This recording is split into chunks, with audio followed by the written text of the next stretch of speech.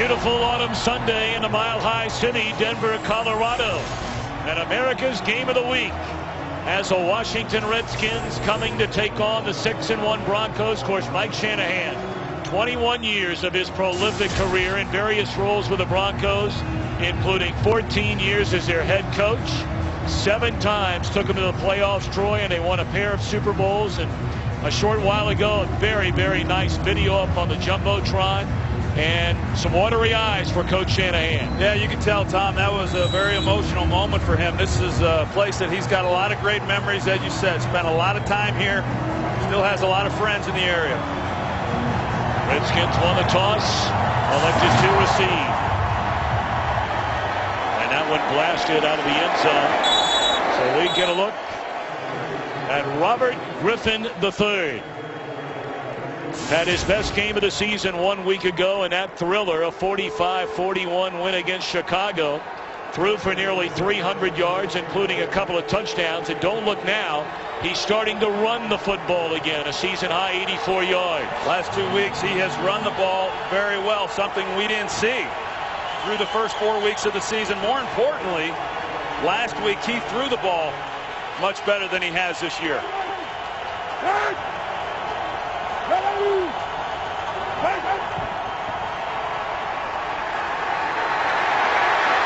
Great protection, and Griffin wisely slides up to close to the 25. They'll spot it at the 24. Of course, the Redskins love running the ball, not only Griffin but primarily Alfred Morris. Well, Alfred Morris has been an excellent player for this offense. Bursted onto the scene last year, and then this year he's continued to run the ball very effectively. Don't forget Roy Halou, who last week had 3 touchdowns, but he's been utilized more the last 3 weeks to help give Alfred Morris some rest.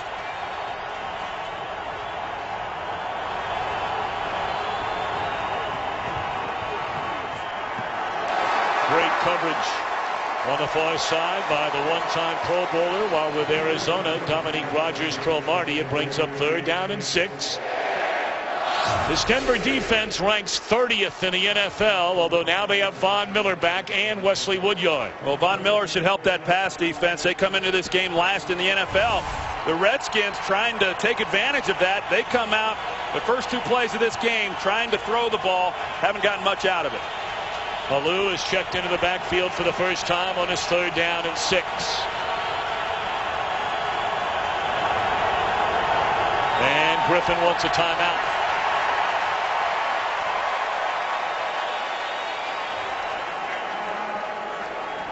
Well, a lot of the talk, Troy, of course, has been about the return of Mike Shanahan. But I would imagine for Coach, he may have had a few sleepless nights this week trying to figure out a way what has been the highest scoring offense in the entire NFL, these Denver Broncos. Their first loss of the season, the lowest number of points they've scored in a game, and that was 33.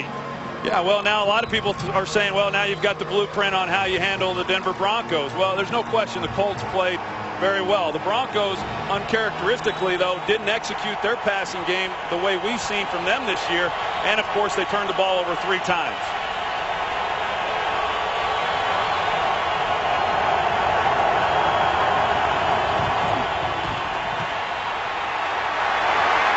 Griffin rolling. Now he'll run it, and well short of the first down. They gave him plenty of time to throw, but he could not find an open receiver. And it's 3 and out. They do a good job in the secondary of covering everybody up, and they did throughout this possession. On 1st down, Robert Griffin had time to get the ball down the field, couldn't find anybody. On 3rd down, he does. He has to scramble again. They converge. That's an excellent job to start this game for the Broncos defense. Special teams could be a big factor here today. The Redskins have had a terrible time, and Trendon Holiday will not get a chance to return it. We might see that the entire afternoon. Let's check in with Joe Klatt back in Los Angeles. It's game break time. Thanks, Tom. And to Detroit, you all saw Matthew Stafford leap into the end zone. They reviewed it and confirmed it. Stafford in the end zone, 31-30. The Lions came back, defeat the Cowboys. Back to Denver, Tom and Troy.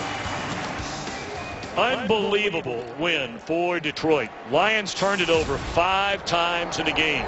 5 turnovers and still come back and win that game, and that means a lot for these Redskins here. Of course, the Cowboys beat them a couple weeks ago, but they're right in the middle of that NFC East race. Peyton Manning, 25 touchdowns against just 3 interceptions. Comes out throwing, and a first down catch is up to the 36-yard line, and that's Noshan Moreno.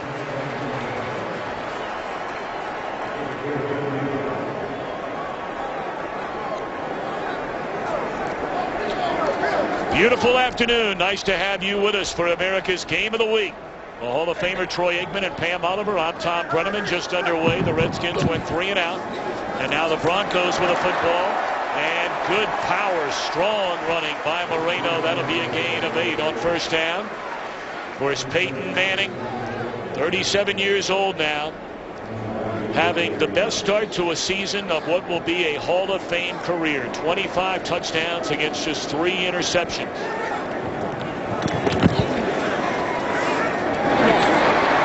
Demaryius Thomas good enough for a first down to the 49. Let's check in downstairs with Pam Oliver. Well, Tom, we will be keeping a close watch on how Peyton Manning's right ankle holds up today. Manning injured the ankle during the Broncos' loss to the Colts last week, saying it got rolled on.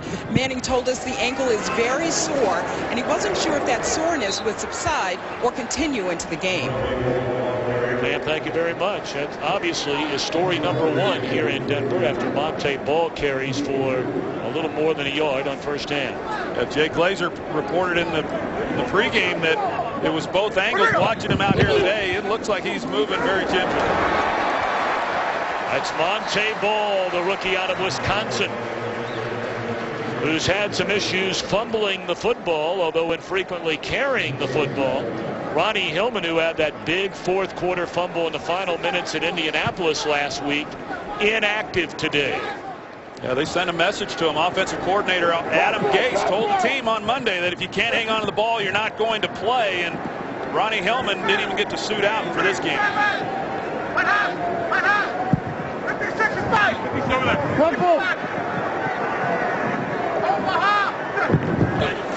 Third down.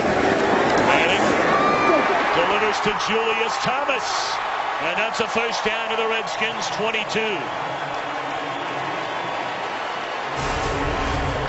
Well, man coverage, and Julius Thomas comes across on the dragging route as you see Peyton, and whether or not the ankles are a factor in this game. He delivers a strike then to Thomas, who's dragging across the middle to pick up a third down. Last week, the Broncos very poor on third down against the Colts.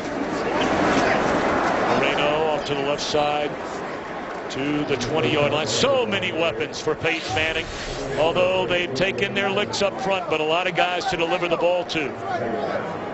He's got a lot of weapons. You look at it, 2 of those guys last year for the Broncos had over 1,000 yards receiving. Wes Welker did for the New England Patriots.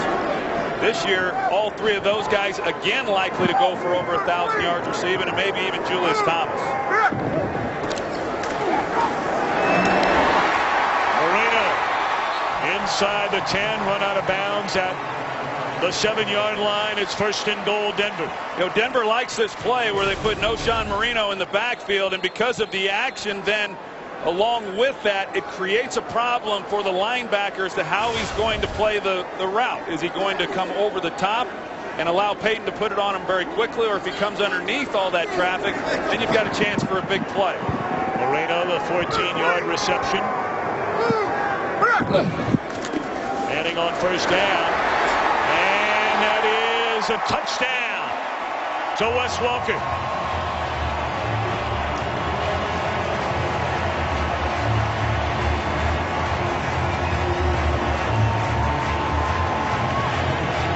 We talked about the Colts last week, Tom. They ran a lot of man coverage, and when you do, you got to be careful about these routes. Demaryius Thomas runs a slant route, a natural picking action that allows then Wes Welker to come wide open on the flat route, and his defender got caught up in the wash with Demaryius Thomas going to the middle of the field.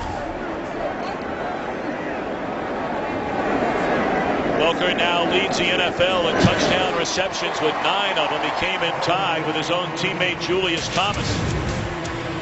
Well, we should all have ankle problems.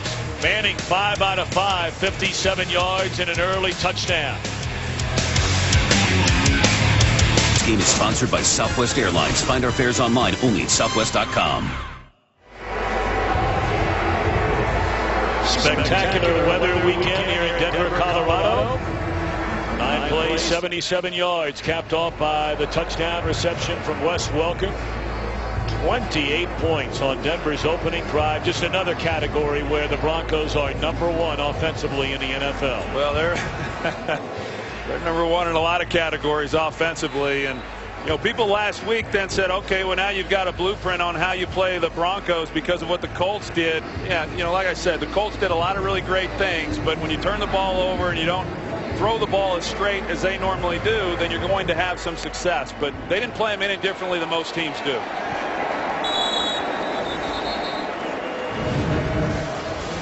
The old pick and roll leads to a touchdown. 7-0 Broncos. The Redskins get it when we come back. Today's game is sponsored by Bud Light, official beer sponsor of the NFL. This was just before the kickoff today. A video tribute to Mike Shanahan. We mentioned 21 years here, 14 of those as a head coach. From 1995, his final season, 2008. Won more games than any Broncos head coach in franchise history, including those 2 Super Bowls with John Elway at quarterback. First carry of the game for Alfred Morris. This was before the game. Mike Shanahan talking with Vice President of Football Operations John Elway, and you know, right now Shanahan looking across.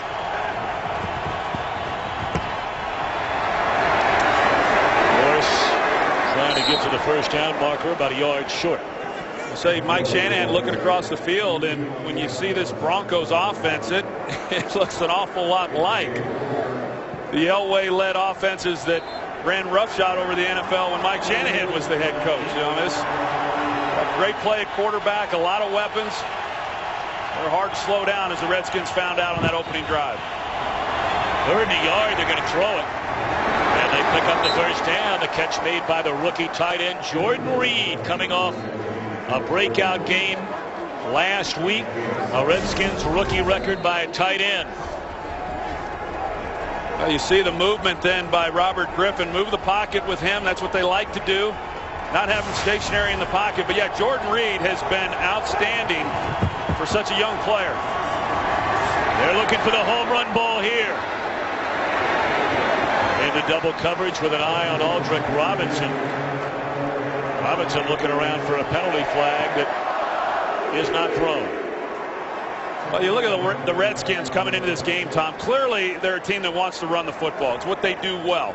They've done it a lot better here in recent weeks because of the fact that RG3 has been running the ball. But this Denver defense is #1 in the NFL in run defense. They're big up front. They're awfully stout. Hard to run the ball against them. The Redskins are trying to take advantage of the weakness. They just really have not yet been able to do that through the air.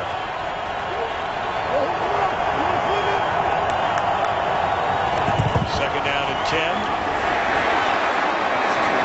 And trying to break it to the outside, Halou. It'll bring up 3rd down and 7 for the Redskins. We talked a little bit about Roy Halou earlier, and for a guy who last year was expected to contribute a lot, just got a couple games in, played well, battled through some injuries, primarily has been a 3rd down back, but he's been utilized more here in recent weeks. He's done a nice job for him. He's not real tall, but he's a pretty powerful inside runner, much more than you'd think. And a good receiver out of the backfield. That's why he's in there on 3rd down. He had 49 catches during his rookie year 2 seasons ago.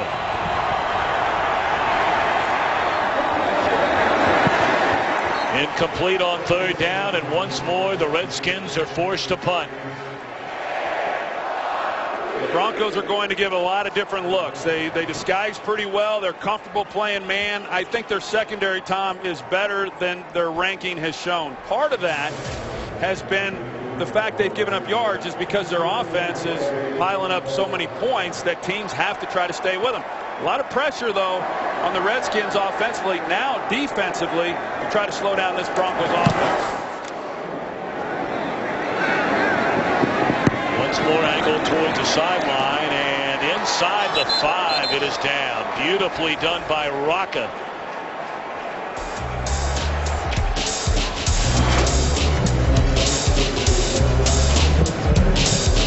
Today's game on Fox is sponsored by Chrysler, imported from Detroit. By AT&T, rethink possible. And by KFC, the official sponsor of Couchgating. KFC plus football equals Couchgating.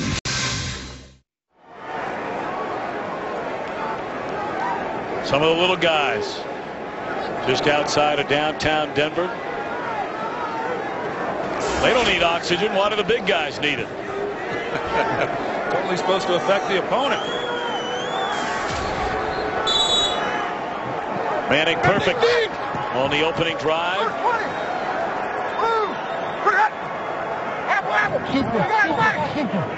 Hurry!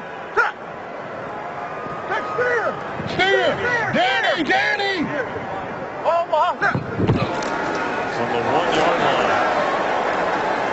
Hand it off, and that'll give him a little bit of breathing room, not a lot, up to the 5-yard line. A little carry by Moreno. It's an excellent job, though, by Peyton Manning. Backed up, trying to use hard count. You could hear him trying to draw the Redskins off sides. This offensive line, however, does an excellent job of staying in there. On Friday's practice when we were there, Tom, they work these types of things, the hard counts, over and over. A very disciplined group, as they have to be, with a quarterback who changes play so much of the line. Catch made up to the 20-yard line by Jacob Tamme, just his 3rd catch of the season, and that is a first down. Now they got to worry about Jacob Tamme. So they show that a running formation, they bring Tamme in and then allow him free access off the line, and an easy completion. Jacob Tamme hasn't gotten as many opportunities this year as he was afforded last year.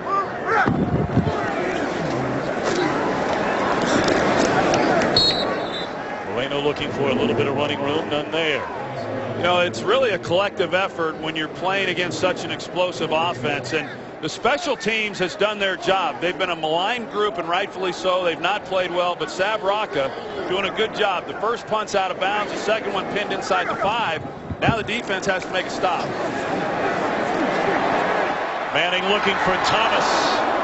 And great coverage for the Redskins. Of course, that safety position, positions plural, in a state of flux right now with a concussion to Reed Dowdy, the suspension to Brandon Merriweather, and a bunch of guys that have seen very little playing time, Troy, the whole year. Well, Jose Gums is an undrafted free agent who played 1 year at Monmouth College. He went to college as a baseball player, played 1 year of football, and now he's starting his first NFL game against Peyton Manning. Macari Rambo, the rookie who started the first 2 games of the season, has not played since week 3, back in the lineup today. Manning underthrows the intended receiver, Andre Caldwell. So after starting the drive from their own 1-yard line, they pick up a first down up to the 20, but that's where it stalls, and the Redskins get it back. Hey, that's a win for the Redskins defensively, and you know, you can't afford to get down too many scores against this group. So the Redskins offensively haven't really been able to get anything going yet. Defense does their job, and now they need a little help. Britton Colquitt puts a foot on it, knocking up Joshua Morgan to the 22-yard line. And run out of bounds at the 24. Redskins trying to find their groove on offense, trailing 7-0.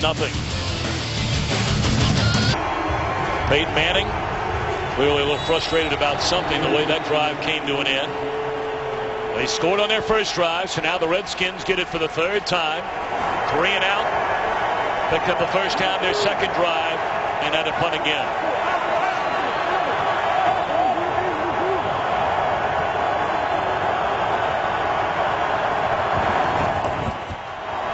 This is Alfred Morris. That's three pretty good runs for Alfred Morris to start this game. Let's check in downstairs with Pam Oliver. Well, Tom, the debate continues, but Robert Griffin believes he is all the way back from that knee injury. I spoke to Griffin before the game. He told me that something that may surprise people. As a runner, he's faster than ever. Griffin has rushed more and more often, but just as important, he's living up to one of his top priorities, protecting himself. He told me he's doing that better than ever. Thank you, Pam. Gain of 6 for Morris on first down, so 2nd and 4. And they play fake it to Morris. That's a dangerous play. And did not fool Dominique Rodgers-Cromartie. No, he didn't get fooled at all. He saw the action there, and he's able to come up and make a play before the Redskins are able to get anybody out there to help block and open a lane for him. It's a great job by Dominique Rodgers-Cromartie, who I think is really playing pretty well for this team. He's a long-rangey guy, a former first-round pick by the Arizona Cardinals. The Broncos are able to get him after he had spent the last few seasons with the Eagles. But I think this secondary is better than where they rank in the National Football League. I do not believe they're the worst defense pass-wise in the league. Griffin hit as he threw. Catch is made for a first down, it looks like. What an effort there by Santana Moss. Von Miller delivered a big hit on Griffin, who still had enough on to throw. Von Miller, of course, making his second start after the suspension. Played last week against the Colts. He comes in. Looks like he went to the head there, but more shoulder pad than helmet. With Von Miller, even last week, statistically not a lot of numbers, but I thought that he did a nice job, especially considering that he had not been playing. They're hoping to get more out of him here in this game, and even he expects more out of him himself.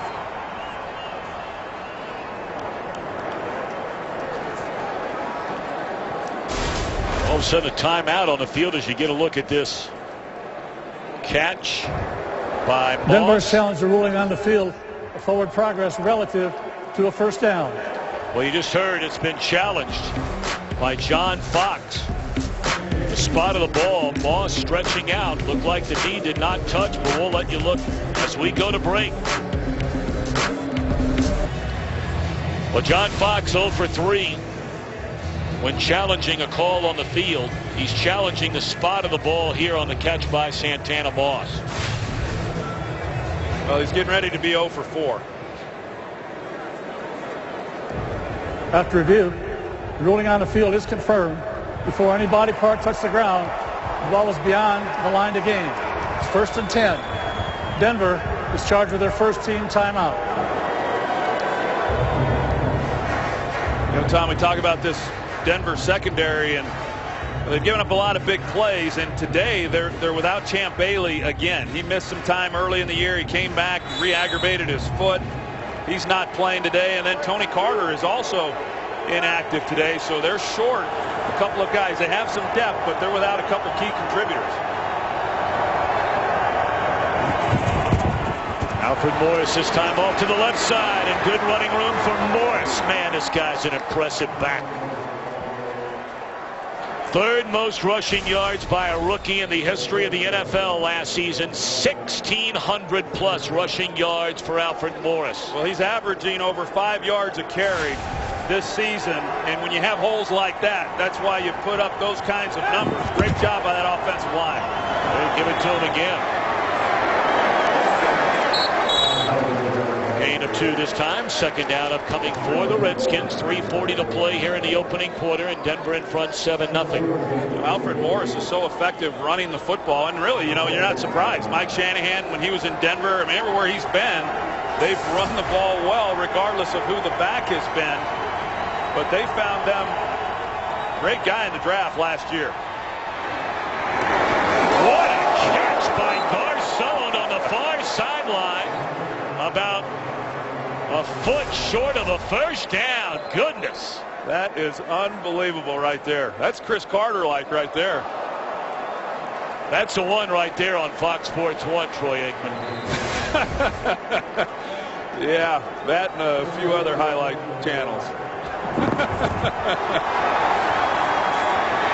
And they cannot convert on 3rd and less than a foot. You give it to Halou, and Robert Ayers. Tom, it didn't look like Robert Griffin was even ready for the snap. He's looking at the defense. The ball snapped. They're in the pistol formation with Halou behind him. And fortunately, Halou was prepared for it, but he was able to get on the ball. Third and short. They have a great opportunity to keep this drive going. They get that first down. It's a good chance they're at least coming away with a field goal opportunity. Instead, Rocca's having to punt the ball.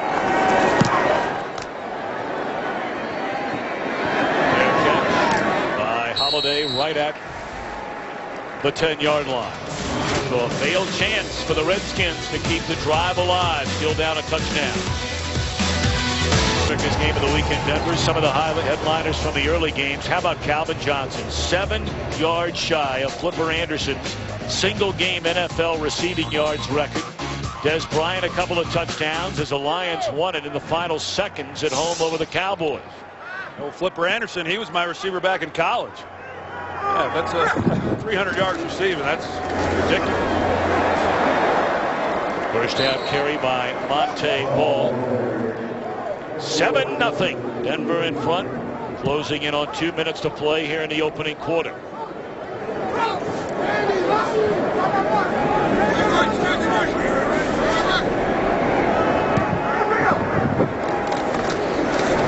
Manning a pump fake. Coming across the middle to make the reception. And good enough for a first down. Demaryius Thomas. Well, man coverage with D'Angelo Hall. He's going to be shadowing Demaryius Thomas throughout this game, much like he has the opposing team's best receiver this year already. He's had to go against Des Bryant and Brandon Marshall last week, and draws a pretty good assignment here today. Caldwell on the reception, and the ball isn't loose. Were they saying Caldwell was down? Down is the call right at the 34-yard line. Another first down. Peyton Manning was talking about it, knowing that D'Angelo Hall goes with the opposing team's best wide receiver. He wasn't real sure who he was going to pick, and Peyton was saying he's going to upset whoever he doesn't line up against, saying that they're not the best on the squad. First NFL carry in the first NFL game for C.J. Anderson, a rookie who made the team as an undrafted free agent. Had an excellent training camp, and he's getting the playing time today in place of Ronnie Hillman, who is not on the active roster. C.J. Anderson had a good camp, opened their eyes. He got injured. They thought about putting him on IR, but kept him active. Manning being chased and caught.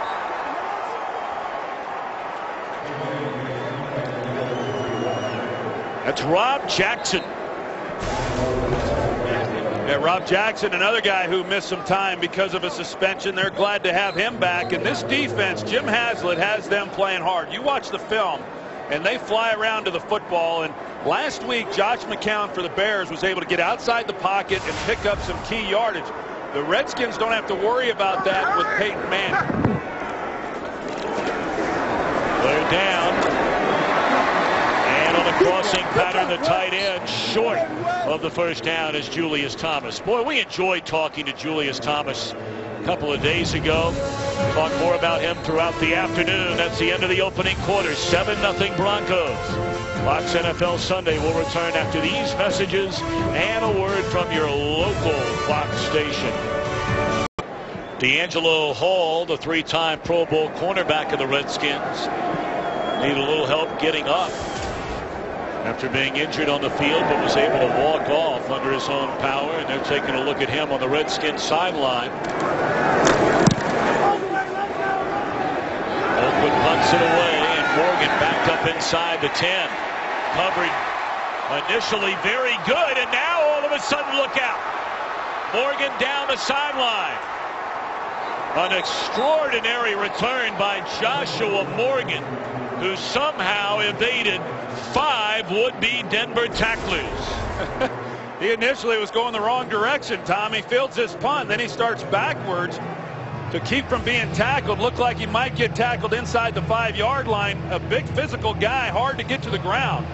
And as I talked about, a special teams that has just been awful this season. Really done a nice job here in this first half, both with punt coverage, worst in the league coming into this game, and then setting up the Redskins offense here on the 40-yard line. 34-yard return by Morgan. Slammed to the deck is Alfred Morris by Terrence Knight. We check in back in Los Angeles with Kurt Menefee.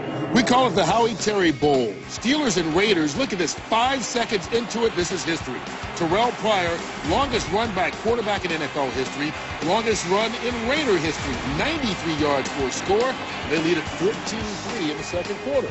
Tom, Troy, and Pam. Oh, Bradshaw never saw Stabler run like that, did he? No, he did not.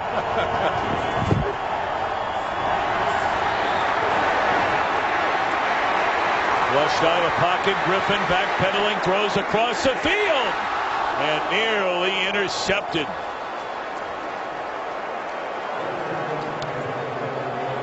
Iheanacho almost picked that one off. Well, Iheanacho, he just misplays this ball, and you're going to see, I mean, this is, you can't make this throw. I mean, you just threw it up, and Iheanacho sees it the entire way and then starts his jump and is unable to make a play on the ball. And we've seen that a few times from this Broncos secondary.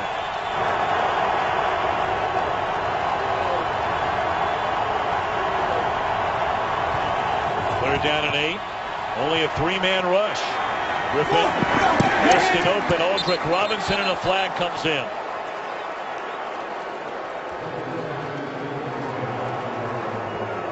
It looked like Aldrick Robinson at the top of that route got held, and the official there was right on top of it to see it. Aldrick Robinson, normally the guy who goes vertical. You see the grab there. Good call. That's on the rookie Kayvon Webster. Yeah, defense number 36.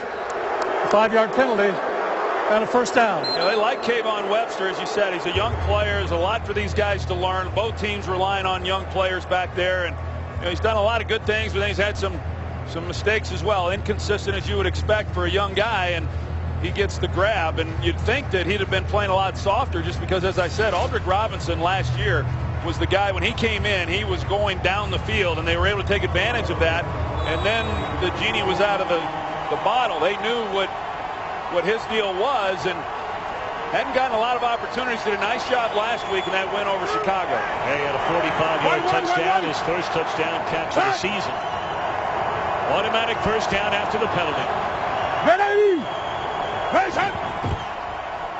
Kalu cuts it back to the inside, crosses midfield to the Broncos 49. Well, after a wild finish in Game 3 of the World Series last night at Busch Stadium, they will reconvene tonight, Game 4, right here on Fox, following football. It was a great game last night. I hate that it ended like that, but it was a great game to watch. And it was the right call. Yeah, it was.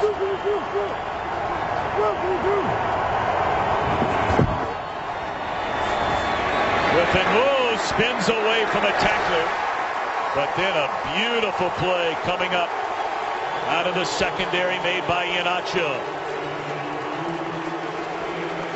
Good job there by Robert Griffin making the first guy miss. Sean Phillips is going to get up the field, and then he is able to get inside of that. Iheanacho is converging, no doubt. This Broncos defense is focused on stopping the run, and they're good enough typically to be able to do that without having to bring safeties down. But this is a little different running game they're facing here today with the Redskins. Redskins going to spend a timeout before this third down. It's a big one for the Redskins, trying to keep this drive alive. This game on Fox is sponsored by Lowe's. Lowe's, never stop improving. By DirecTV. If you call yourself a sports fan, you've got to get DirecTV. And by Papa John's, official pizza sponsor of the NFL. Well, Gene Michael from our crew sitting down there to gobble a 7-pound burrito, light snack over at Jack and Grill's restaurant. They said there's 12 eggs in that and 5 pounds of potatoes. Yes. Yeah. Needless to say, he did not finish that. Well, I wasn't there. Third down. And across the middle, the catch is made, but short of a first down. Not getting anywhere near the first down marker was Joshua Morgan. So once more, the Redskins make a little noise, this time getting into Broncos territory, but coming up 2 yards short.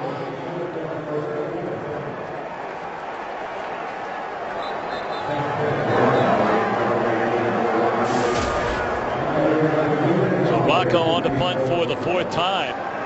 He's done an excellent job early on here today. If nothing else, creating very tough field position for the Broncos, and now trying to do it again.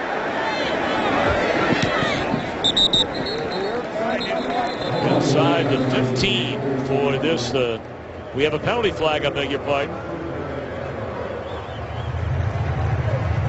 This might be against the Broncos, and if it is, this could be an automatic first down, depending, of course, on where and when the penalty was committed. During the kick, holding number 30 of the receiving team. Half the distance to the goal. All right. First down. So after the ball had already been punted, holding. So now Manning and the Redskins back up.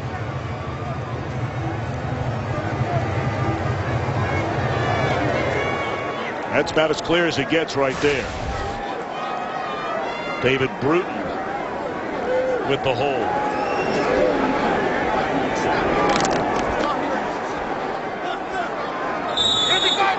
Junior! D'Angelo Hall back out there at corner up top on Demaryius Thomas.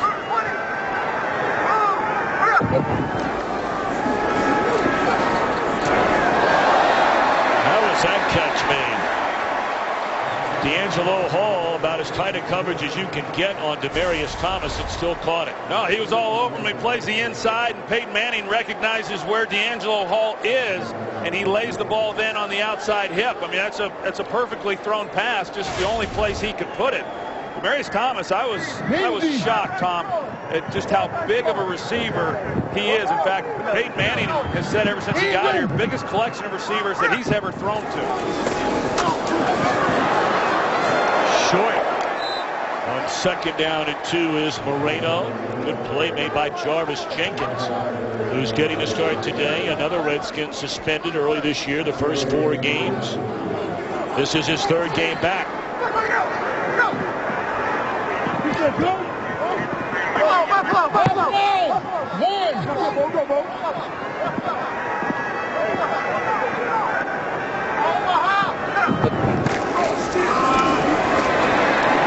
They run it on 3rd down and convert it into a first down. Well, what happens is he comes up and he starts trying to work the defense a little bit to see if they'll declare, the safeties will, as to what their intent is. They stayed deep, and then he believed that they were going to continue to stay deep even once the ball was snapped, so he checks to a running play. The Redskins did stay in coverage, and they're able to pick up then the first down. Brendan Holiday checks into the backfield for the first time. Across the middle, that is Welker, and that's up to the 35 for a first down. Yeah, I talked about the Colts and the way that they played these Broncos receivers. They got, tried to challenge them at the line of scrimmage. Wes Welker is able to get a free run off the ball, and you see in zone coverage a lot of holes there in the middle of the field for Wes Welker to work.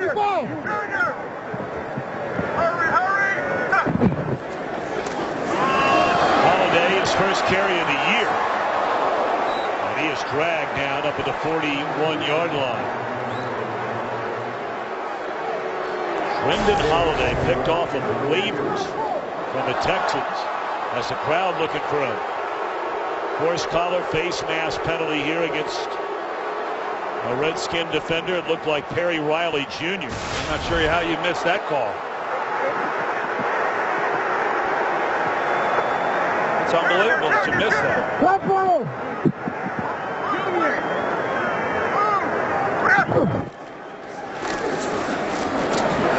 Decker to midfield, and another Broncos first down. Becker coming off a career day. 150 receiving yards last week against Indianapolis. And he is becoming more frequently the favorite target of Peyton Manning. 4 times in 7 games he's led the team in receiving yards. See the early numbers for Manning.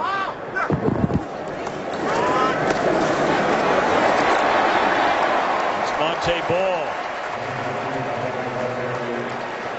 Well, it's a nice luxury for the Denver Broncos. Of course, as we mentioned, Ronnie Hillman not suited out today, but to be able to use Monte Ball and Noshawn Moreno, and now, as we talked about, they've got C.J. Anderson active, but to be able to rotate those guys through is a real luxury the Broncos have. Ball once more.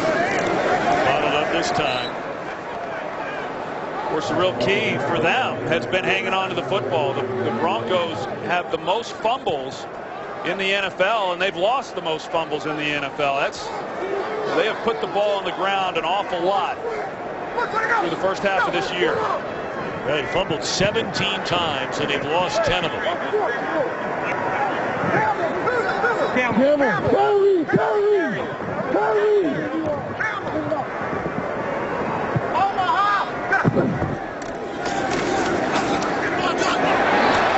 to lay it out there for Welker.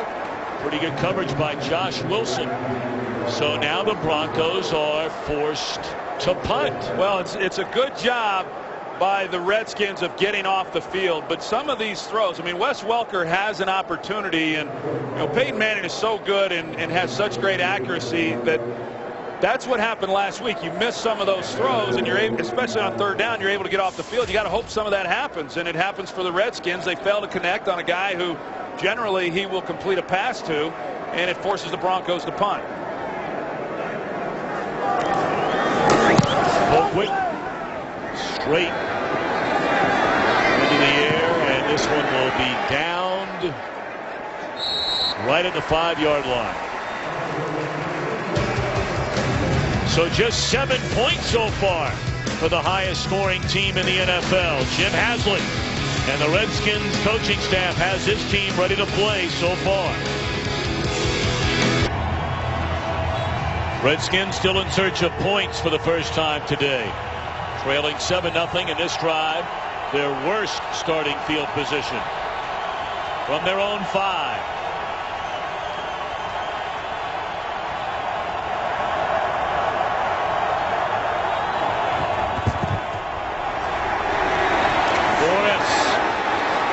Into the secondary and beyond. And Alfred Morris got a big block from his fullback Darrell Young. And he's finally run out of bounds up to the 32. Well, it's Darrell Young right here. He was a linebacker when he got to Washington, and they liked his ability to block and thought he'd make a good fullback. He has. He's got good hands, but he's made a number of blocks even in this game. But you cannot watch the Redskins offensively and not be impressed with the job he's doing. 27-yard run on 1st down. Alou, the loss of 2. You talking about all the time, Troy. You got to get blocks from your wide receivers. Yeah, Aldrick Robinson, he more or less absorbs that one. But both of these teams, the wide receivers on the perimeter really do an outstanding job. The Broncos wide receivers do. The Redskins wide receivers do. You can't run the ball effectively the way that the Redskins have been able to if you don't have guys willing to block in the run game. One fake. Caught for a 1st down. Up to the 45-yard line. That is Garcon after a big hit from Wesley Woodyard on Griffin. Well, off of the play action, and it creates a nice lane. They bring, as you said, they bring Woodyard, they bring Trevathan, and when they bring the linebackers, it opens up then that intermediate zone that they completed. Griffin twice wanted to throw it to Young and either lost the handle or decided better of it, and he is dropped by Knight for a big loss, a loss of almost 9. Yeah, it's a big loss, and he had a chance to just throw it away. I mean, it was outside the tackle box. And once you don't get the look that you want, he wanted to go to Darrell Young, but the corner kind of slow plays it like he's going to drive on it. But you just can't afford the sack there. It was too easy to get that ball out. You know, it's funny sometimes. You see all the hits on Robert Griffin III, but a lot of the times he's dropped back, he's had a lot of time to throw the ball and has just been unable to find a receiver. and inevitably has gotten hit. Quick slant here, and the catch made by the tight end Jordan Reed. And he's about 2 yards shy of a first down. 154 receiving yards a week ago for Reed. That's an excellent route by the young guy, and for a guy who really hasn't played a whole lot of tight end. He played some wide receiver, he played some quarterback, and so some things are a little bit new for him. But I know when we visited with Mike Shanahan early in the year, he was raving about Jordan Reed, and he hadn't yet done much, but Mike Shanahan said, wait till he has that game. Well, he had it last week. What a good young player he is.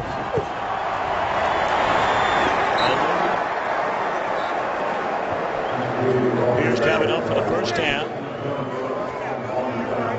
And Alou on third down will go right back to the sideline, and Morris right back in. That's a great job by the Redskins, with the sack then on Robert Griffin, being able to overcome that and pick up the first down.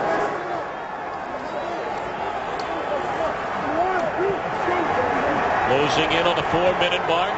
Redskins, for the second straight possession, move into Broncos territory. And on the first down, they give it to Morris with running room.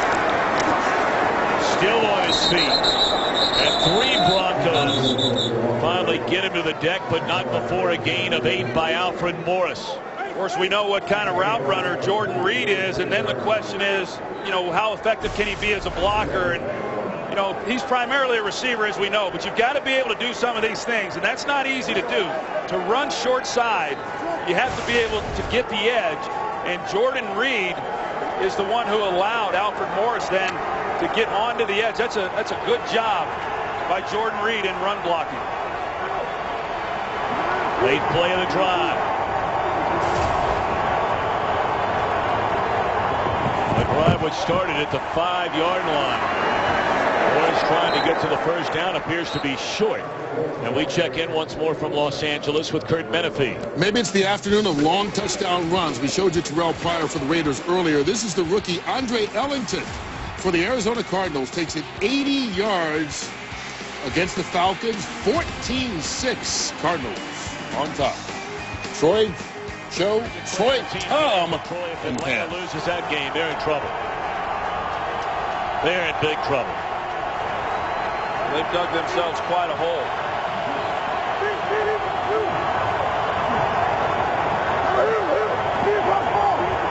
Alou on 3rd and a foot. And he picks up the first down to the Denver 32-yard line. Yeah, and that's what I was talking about as far as, third down back. He catches the ball well. He pass protects, but, he's able to pick up these kinds of yards. It's not easy. He's got good vision. He's low to the ground. He's powerful. Good job really finding out where he needed to go to pick up that first down. Well, we talked about this Denver rushing defense, among the best in the NFL. Now, some may say that's because they have big leads and teams don't run it. The Redskins are running it so far today. Very impressive drive here for the Redskins, Mr. Aikman. It started from their own 5-yard line, and this is a 10th play on it. They've done a nice job running the football, taking it right at this defense.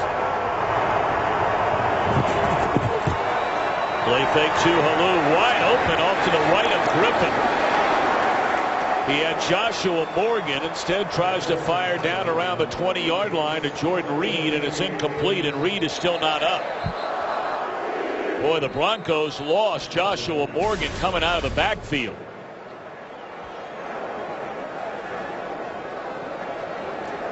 Griffin taking another hit. Here's Morgan. He's just saying, give me the ball. Today's game is sponsored by the Samsung Galaxy Note 3 and Galaxy Gear. I'll go back and take a look at that play. You're going to see Josh Morgan, and he's on the swing route. Nobody runs with him. And then you see the other one in the corner of the end zone is Pierre Garçon, who's wide open. He has 2 guys that would have had big plays. Josh Morgan's probably the guy who should have gotten it, because last week the Colts ran that exact same play. They were able to score a touchdown on that play, and the Redskins come back with the same look, and RG3 just got locked in then on Jordan Reed, and we'll find out what his condition is, but a real missed opportunity there for the Redskins. Well, Morgan having to come out of the game, or Reed rather. He looks like he's okay. He'll sit out this 2nd down and 10. Redskins started this drive from their own 5-yard line. They're at the Denver 32.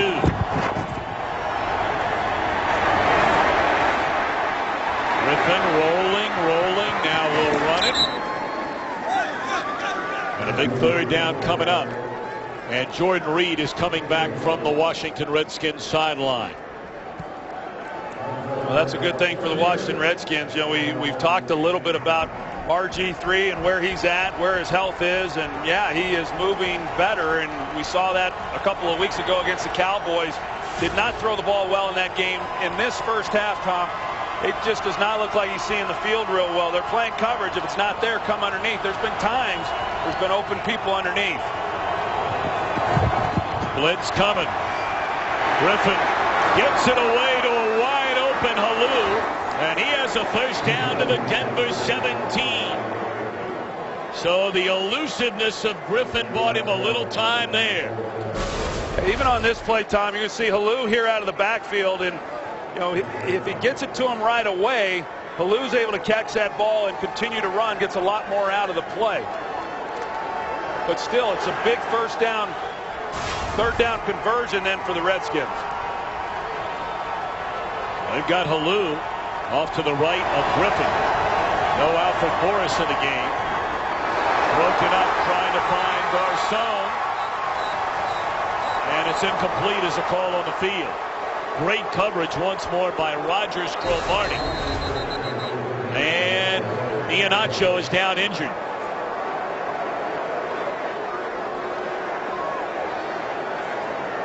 Looked like that ball did hit the ground before into the arms of Iheanacho.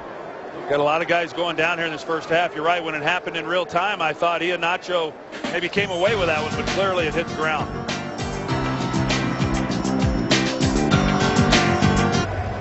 Duke Iheanacho nearly came up with a miraculous interception here, but then was injured as Reed rather made contact with him.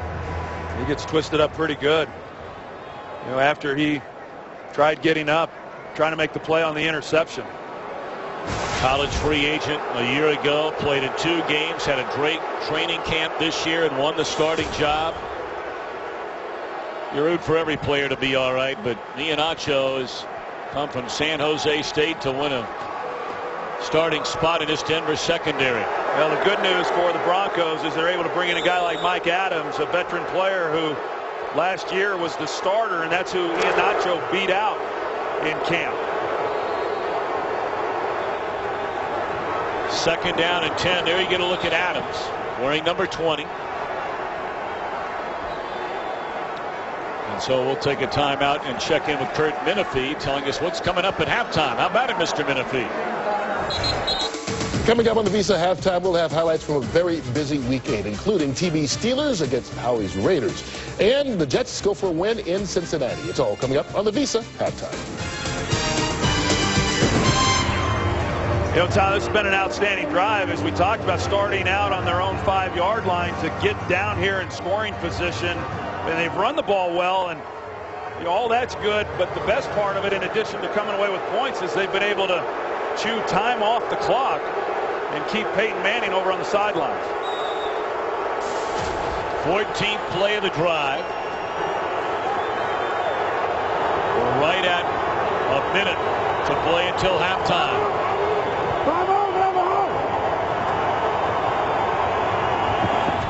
2nd down and 10. The blitz coming. And the pass is caught by Jordan Reed down to the 12-yard line. It brings up 3rd down. 50 seconds remain. Well, they've still got plenty of time, and you know, they don't need to rush this on 3rd down. That's smart that they're huddling up and not trying to get to the line and not make sure they have a good call to play. Redskins do not have a timeout remaining. 3rd down. Griffin to the end zone. Well, it looked like a good throw.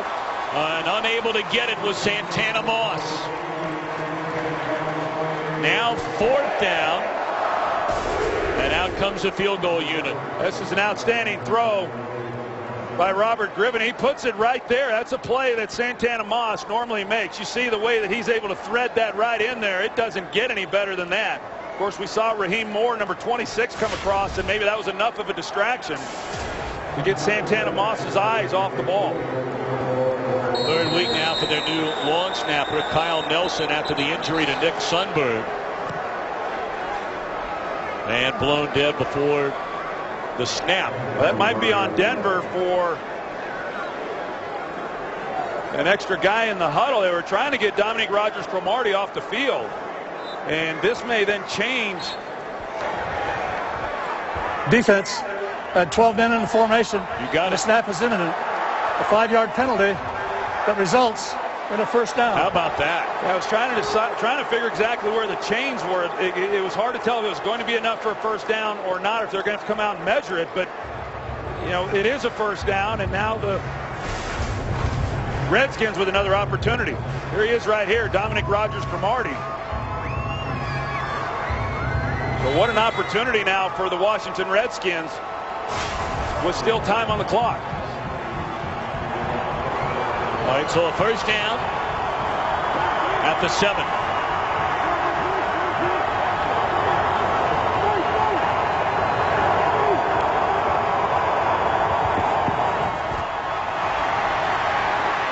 Flag down to the end zone. It is caught for a touchdown by Leonard Hankerson, but we wait on the penalty flag thrown behind the line of scrimmage.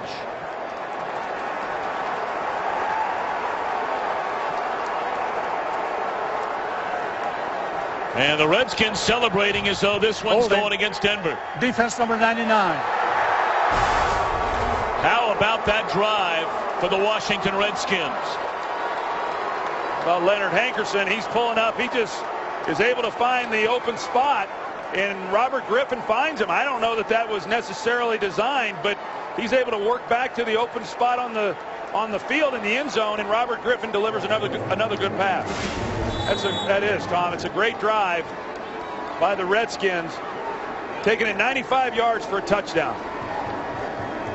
It was a first down run by Alfred Morris that went for 27 yards to give him some breathing room. A couple of third down conversions, ran the football well, and now all of a sudden 19 seconds remain, and we're tied at 7 coming up in November.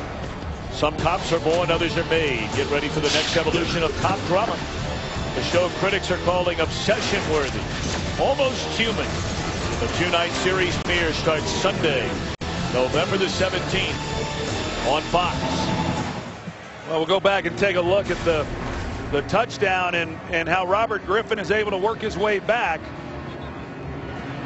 See how he steps up in the pocket. Really does a nice job navigating the pass rush and then finding Leonard Hankerson, who, you know, he was a bit of a question mark this week as well. On Tuesday, he did something to his foot. Not sure exactly even how it happened. Said he might have been playing with his kids during their off day, and he was somewhat of a questionable guy coming in, and he makes a nice play then to cap off that drive. 16 plays, chewing up better than 7 minutes, keeping the highest scoring team in the NFL on the sideline.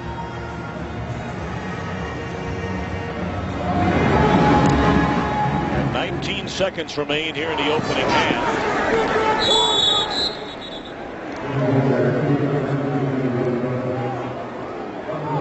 Talked about all the offensive numbers for the Denver Broncos so far this year. First in total offense, first in points per game. They average 42. Week 2 in New York. The fewest first half points the Broncos have scored. That number was 10. Right now it sits at 7, and it's going to stay at 7. Well, and Mike Shanahan's return to Denver. He will trot back to the locker room, and I would imagine feeling mighty good about the way things are going. Let's go to Kurt Menefee in Los Angeles in this 7-7 game. The Redskins marching 95 yards to tie it in the final seconds of the first half. Time for the Visa halftime. 7-7 at halftime. On our way to the second half, and You know, you got one team averaging 42 a game. You have another team averaging 25 a game. I wish we had a few bucks for every time we figured, well, here's a shootout. We thought the same thing last week. 7-7 now, Troy, this week. Well, Jim Haslett, the defensive coordinator for the Redskins, he has to be thrilled with what he saw of his defense. We talked about it. They got some young players in the secondary. They've been able to get Denver to third down, and then for, you know, a variety of reasons, they've been able to get off of the field on third down. That's been the real key. Of course, the last drive aided by the penalty, but the Redskins running the football has shortened the game for Peyton Manning, and he hasn't gotten a lot of opportunities. He's played well. We invite you to follow your favorite team all season long. You can go to iTunes.com/NFL. The Broncos will get the football to begin the second half. We mentioned that Peyton Manning was standing on that sideline. You take into account timeouts, a couple of injuries. And when he throws his next pass, that roughly occurred about 45 minutes ago.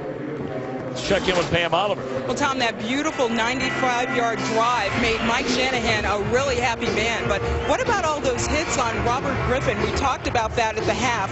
He said it's a number of factors. One is protection. Another may be timing issues. For the Broncos, that 12 men on the field penalty obviously hurt them. But John Falk said the game is 7-7 for the Broncos safety. Duke Iheanacho has an ankle injury and is questionable. Back to you. Pam, thank you. Now, the Broncos have scored on their opening possession of the second half in 6 of their 7 games so far this year. That's defended beautifully on the catch by Moreno. And a good job over there by the rookie Dave Amerson. Well, here are the numbers, and you see, I mean, a lot of balance there by the Washington Redskins. The biggest thing is them controlling in the clock, winning the time of possession. Manning. And again, the catch is made, but very little. Uh-oh. Limping off the sideline and now moving a little bit better, but clearly reaching, it looked like, for that ankle initially, their talented young tight end Julius Thomas. They've had that twisted in the tackle there by Josh Wilson, and Thomas is leaving the field on his third down. Hurry, hurry! Cut! 59 Mike! Double right left! Louisiana, hold it! Louisiana, run him! 59 Mike! All right, holster, holster! Run! Hurry, hurry! Cut! The reception is made by Decker, and that'll move the chains to first down.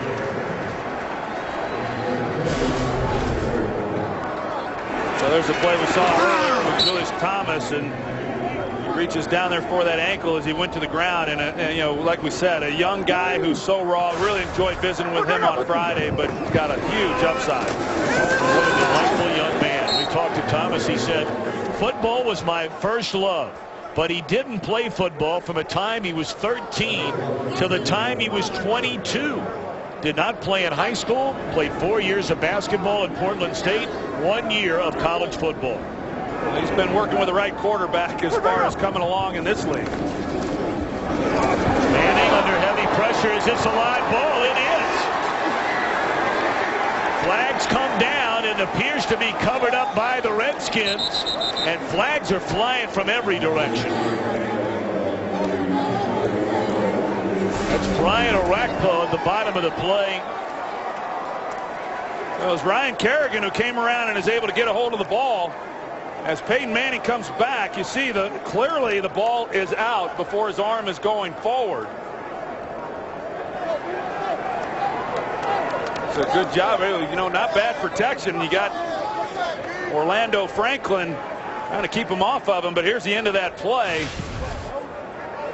During a loose ball, holding, number 18, offense. Penalties decline. First down.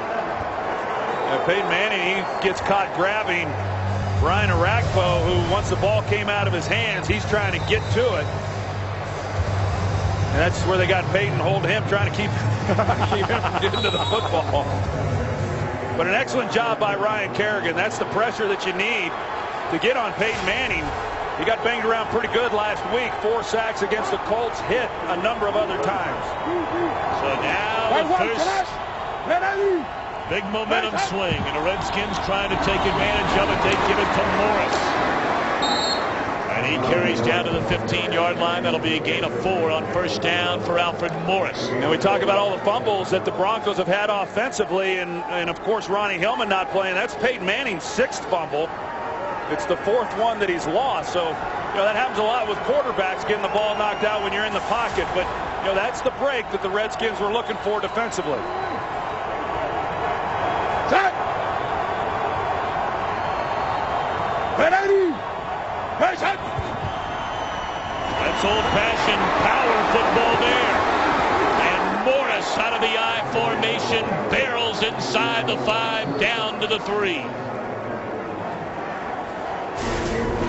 Well, Trent Williams here, and you can see the cutback that they run with Alfred Morris. It's because of the block by Trent Williams that creates the lane. Josh Morgan, again, doing a good job blocking at the wide receiver position, and that's a nice hole for Alfred Morris. He has had himself a nice game. He has not yet had 100 yards rushing this season, Tom, but that's only because the most carries he's had in the game is 19. And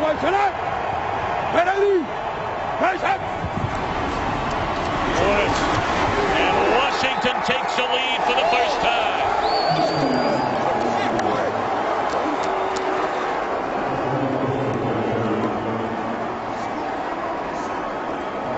The strip by Kerrigan, the fumble recovery by Arakpo, and strong power running by Morris to give Washington the lead. Well, and just an outstanding job by the Redskins offensive line. The old Redskin Hogs, they showed up today, and they have really all year long, and they've done a good job of creating some lanes for Alfred Morris. This defense has not been able to hold him back. Point after by Ty Forbath is good. So the big break they needed. Manning and the Broncos, a rare spot playing from behind. Today's game is sponsored by Southwest Airlines. Find our fares online only at southwest.com. And by Ford. Only Ford gives you EcoBoost fuel economy and a whole lot more. Alfred Morris, 3 straight rushes following the turnover. And Mike Shanahan in his return to Denver. He's been here once after working as an assistant coach in Denver. As head coach of the Raiders came back. But his first visit back since being the head coach in Denver. And the Redskins have a 7-point lead thanks to Alfred Morris. Jim Haslett hoping that his defense can play in the second half like it did in the first half, holding Denver to just 7 points. First possession here in the second stanza. A fumble that's converted into a touchdown. Robin, podium! Robin!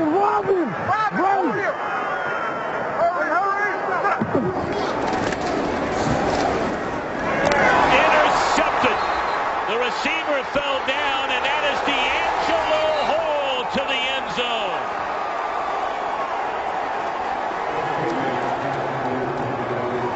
No penalty flags on the field.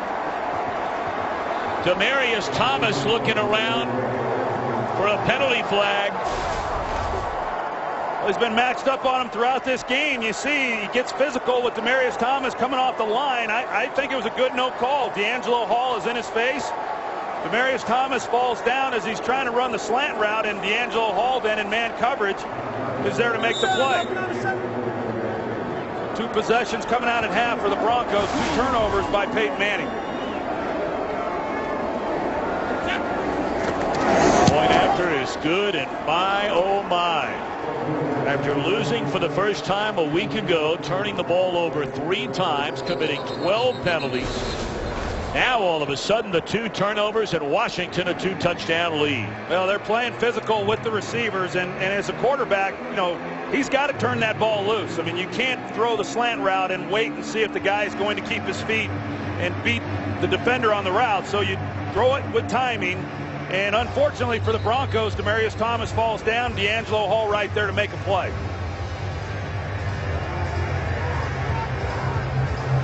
Peyton Manning in a state of disbelief. You know, the one thing the Broncos defense, as good at times as they have been, one thing they have not done well is when the Broncos turn the ball over, as the Redskins now have their 5th defensive touchdown of the season. That's 2 of them this year by that man D'Angelo Hall. But when the Broncos turn it over, they give up huge points. They turned it over 15 times. Opponents have scored on 13 of those 15 turnovers, to the tune now of 79 points. Well, the Redskins defensively last year gave up yards, but they created takeaways. They were not doing that as well this year, but they needed them in this game, and they've gotten them. Brendan Holiday going to try and make something happen out of the end zone. And he has run out of bounds at the 25-yard line. You know, D'Angelo Hall is regarded as a corner who likes to take chances. Normally, he's playing off. He prefers to play off of a receiver and then clue the quarterback. But they know they cannot give these receivers as much as possible free access off the line of scrimmage. And D'Angelo Hall just does a nice job. He's having a nice year. Jordan Pugh just picked back up by the Redskins this week. They're taking a look at him. We'll be right back. Jordan Pugh made the Redskins team initially this season. They had to cut him loose when they needed help on special teams. They brought in Trenton Robinson. And now Pugh back with the Redskins this week and had to leave with an injury. Certainly hope he's all right. Let's check in on the injury to Julius Thomas with Pam Oliver. Well, Tom, maybe adding to the Broncos' woes on offense, their tight end, Julius Thomas, he went into the locker room a couple of possessions ago where he remains, but not before throwing his helmet in frustration. Thomas has an ankle injury, and his return is questionable. Pam, thank you very much. That's a first down reception. Manning to Wes Welker up to the 42-yard line. That's a bit of a concern with Julius Thomas. It was the ankle injury that really eliminated his rookie season and then cost him all of his second season. He's had surgery, whether or not it's the same ankle, but fairly significant. And now we've got a number of guys following Pam's report, a number of guys down, key players, this time Brian Orakpo. Brian is at the, that's the chip by the back on the way out, and those guys don't like that. Forget the fact that he went down with an injury, but they don't like it, period. But as he's trying to speed rush then around the edge, he takes a shot, and to what extent we'll find out. That's Noshawn Moreno who delivered that blow on Orakpo. Of course, Orakpo, a Pro Bowler in each of his first 2 seasons with the Redskins, only played in 2 games all of last year after he tore a chest muscle.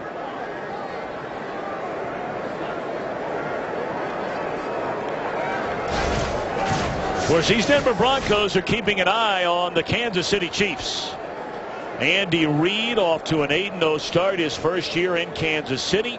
Alex Smith proving to everybody that, hey, I can lead a team in the National Football League. Yeah, I mean, they've done a great job. All the talk in the AFC has been about the Denver Broncos, and everyone's still kind of overlooking the Kansas City Chiefs. Well, within this division, a much-needed bye week for the Broncos. As we see Orakpo get up, that's a good sign.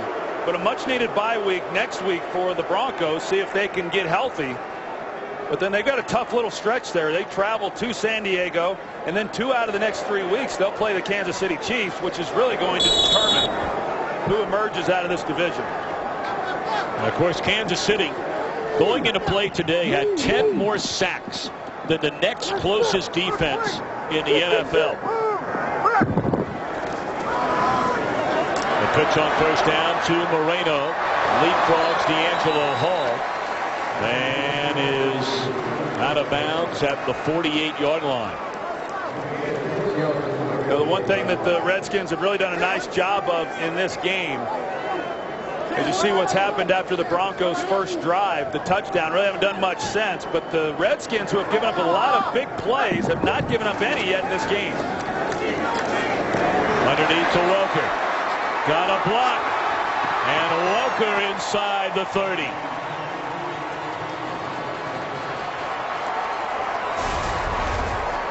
And just as soon as you say that, then they're able to get the ball to Welker for a big play in the passing game. He didn't have to throw it very far down the field, but they get the blocking then once Welker gets the ball in his hands. So a nice game then for Denver. Monte Ball, the rookie out of Wisconsin, bounces off a tackler and able to pick up 3 down to the 25-yard line. People have been wondering, would Ball start to get more and more carries? You're talking about a young man who in the history of college football, Division I football, more rushing yards, rushing touchdowns, and total touchdowns than any player ever.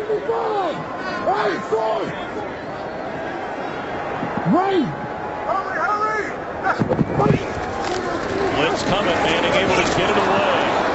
And off the fingertips of Ball, right there was Amerson in coverage. Yeah, they've been playing man coverage, Tom, on the outside. That's what Peyton Manning talked about on Friday. Was what the Redskins do a good job of is they'll show that they're going to play man. You would think the corner then's going to run with the receiver, but then they peel off of it and they take the guy in the flat. That's exactly what Amerson was able to do on the last play.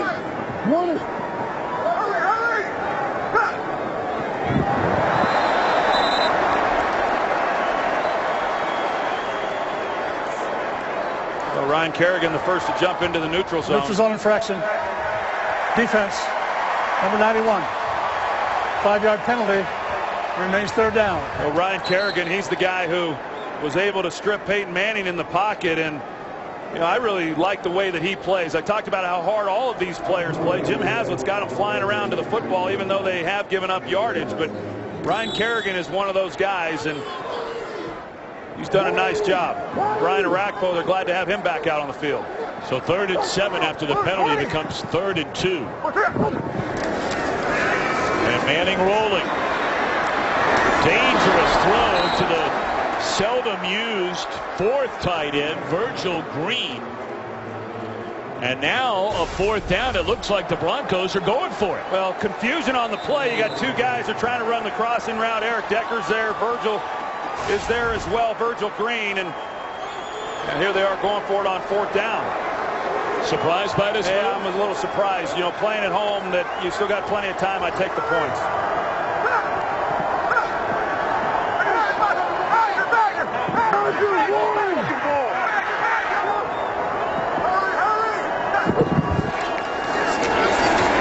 They hand it off, and Moreno with a first down to the 16. Well, they get the double team in the middle, and it's a good push inside, and that's what creates the hole. You're going to see right here, the center, Manny Ramirez, and then Luis Vasquez, who was at right tackle last week, they get the push and allow Noshawn Moreno to pick up the first down. Of course, the Broncos thrilled to have Orlando Franklin back in there at right tackle. He sat out last week's game. Catch made inside the 5, and down to the 3-yard line is Demaryius Thomas. It's 1st and goal, Denver. Not an easy call for John Fox to make either there on 4th down. Thinking back to last week, a number of times 3rd and short, and they fail to convert. And he decides to go for it on 4th down and was confident they'd pick it up. And initially I thought maybe they'd run the hard count, but keeps this drive going.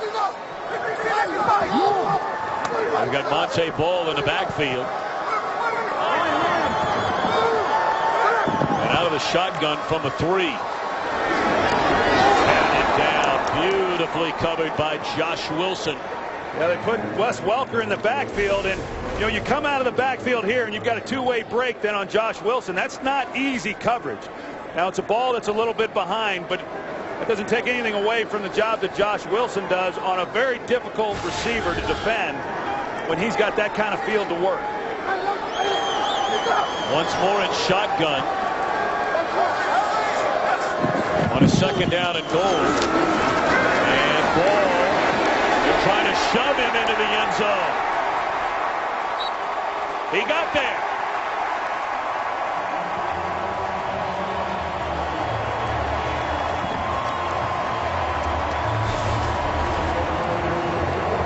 He gets bottled up immediately, and you see the scrum and then the push.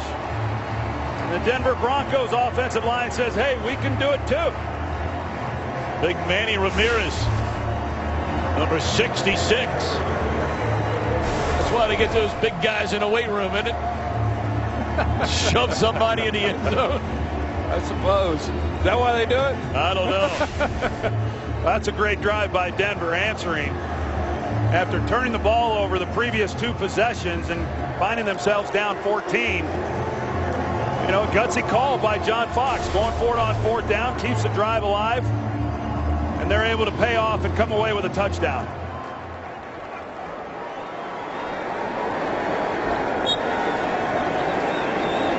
Monte Ball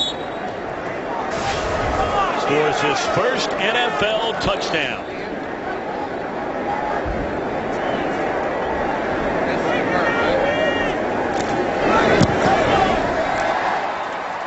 Point after is good. Peyton Manning bringing the Broncos within 7.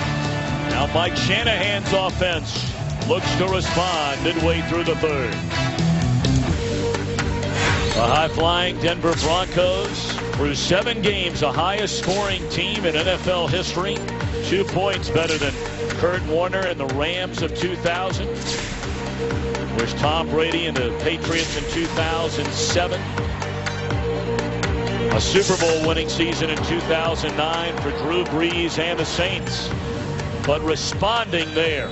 That's a big touchdown drive after falling behind by 14. Well, big time touchdown. Not surprised. I mean, Peyton Manning, he's not afraid of a shootout. As we saw earlier this season against the Dallas Cowboys, one of the great regular season games played in recent memory.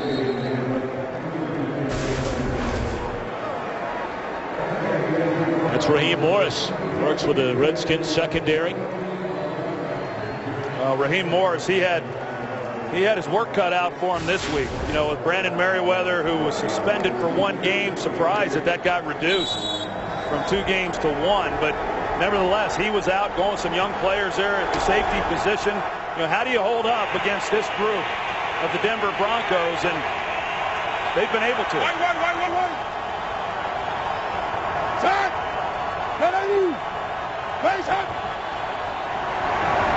This is Alfred Morris, and a gain of close to 3 on 1st down, and we send it back to Los Angeles to Joel Klatt.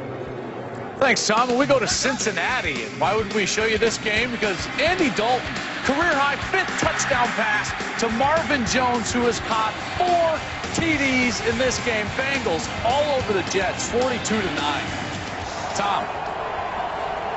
Well, Troy, that's another team in the AFC people better start keeping an eye on. Well, you've been keeping an eye on them. You called that one, didn't you? Coming in? You like the Bengals. Tough day to be a Jet fan. Completion to Garcon. And he has a 1st down up to the 34-yard line, and a penalty flag comes in late. Some jawing going on back and forth. It was right back there in the vicinity of where Robert Griffin was when he turned it loose. See if he took a hit late, and you know, sure enough, we saw personal foul, unnecessary roughness, defense number 99. We saw the Colts last week, penalty. or excuse me, the Broncos last week get hit with a penalty, one a lot worse as they go at it between those two. But yeah, you come in late on the quarterback, and no matter how insignificant you may think it is, they're going to call it, and it's Vickerson once again. Yeah, in fact, he was flagged twice for unnecessary roughing penalties, fined $10,000 for a couple of hits. Yeah, you can see John Fox saying, I can't watch it anymore. No, I mean, hey, we all know the climate that we're in the NFL, and you can't hit the quarterback once the ball's out. I mean, you just got to treat him with kid gloves. Morris off to the right side. And a gain of 2 on 1st down. I was talking about that play from last week, and they were calling it the flop, and that's a good name for it too, because right at the end of this play, but yet Vickerson, he does come in. He comes in and bumps him at the end of the play, much like he tries to do here. And these guys, they want to hit the quarterback. That's the way they get paid. They want to get back there and make that guy punished. And they try to skirt the rules a little bit, but the official is right there watching it throughout the play. Morris trying to cut it back to the inside, and at least for the first 2 plays, the Denver defense on this series standing tall. Well, they do a good job because they're able to get some penetration then behind the line of scrimmage, and Jack Del Rio knows that if they continue to run the ball the way that they have with Alfred Morris, Mike Shanahan's going to continue to call it. But those last 2 plays, they played it very well. Well, one of his defenders, Kayvon Webster, the rookie out of South Florida, injured on the field. A 3rd down when we come back. Kayvon Webster appears to be okay. In fact, he wanted to stay in the game. Well, here's what happened on the play. He's mixing it up with Aldrick Robinson, and then he goes to the ground, and well, he got buried on the bottom of it. But yeah, he was starting to go back into the game. He's got to stay out at least 1 play.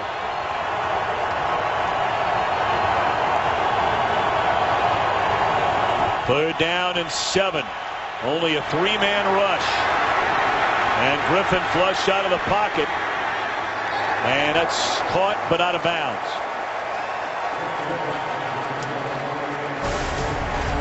Well, Robert Griffin had time in the pocket, but good man coverage by the Broncos, and just nobody really did much of anything to give Griffin a place to go with the football. You see how it looked to him, and as he starts to scramble, just nothing there. And finally, he gets the ball out of his hands, but short of the 1st down. Rocca on the punt.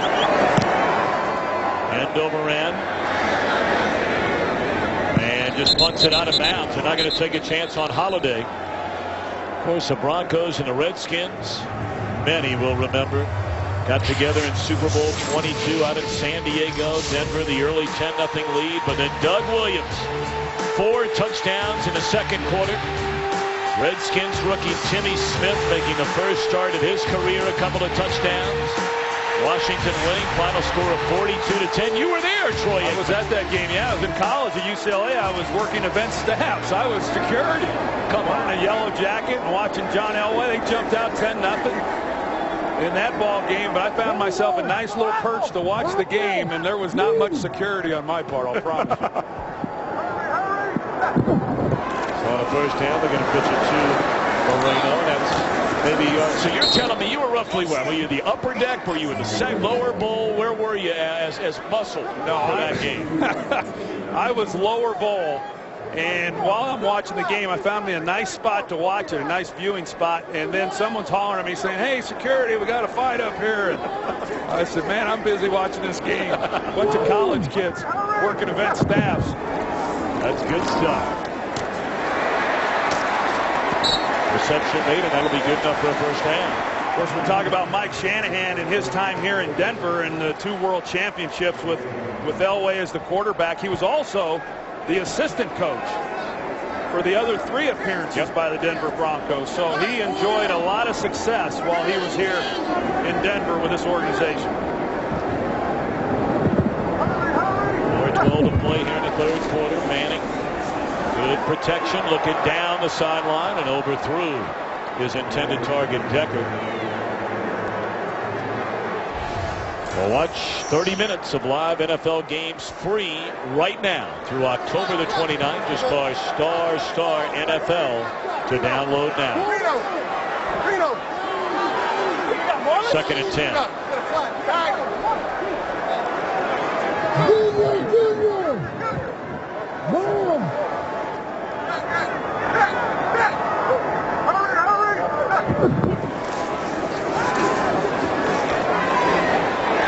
Looking down the sideline for Decker. When seemingly every play, Denver receivers are looking for a penalty flag. A lot of these Denver receivers got very frustrated last week with the physical play of Indianapolis. Well, this is how they want to play these receivers. You can see Peyton Manning, he tells C.J. Anderson what route to run before the snap of this ball. He turns around and you can hear him. He says, "Hey, you got the flat route." So after the fake, then C.J. Anderson, first time to play, he runs a flat route, but a lot on his plate directing some of these younger players. 3rd down at 10. And the catch is made, and it's good enough for a first down by Wes Welker up to the 40. A great job by Peyton Manning with pressure in his face. You can see how calm he is. Stephen Bowen comes right in the middle, and Peyton able to kind of elevate up on his toes and find Wes Welker for the first down.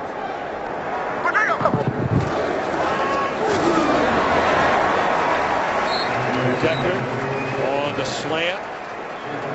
Tackled by Emerson. That'll be a gain of 8. The exact same coverage that Demaryius Thomas fell down on for the interception. So now you come back to Decker, and you got to have confidence. Those guys are going to be okay. And of course, these guys have been running good routes for a long time for them.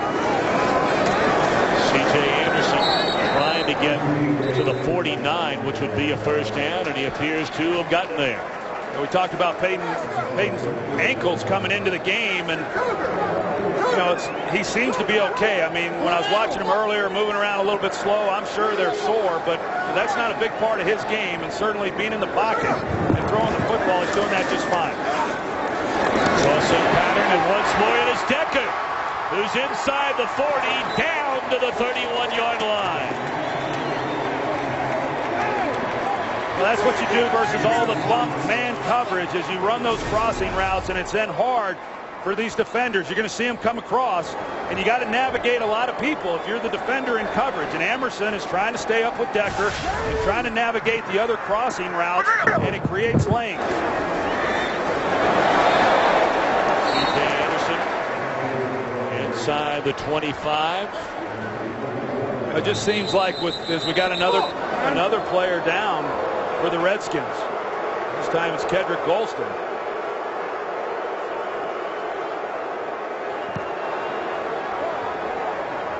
Golston goes all the way back to the second go-round with Joe Gibbs as head coach in Washington.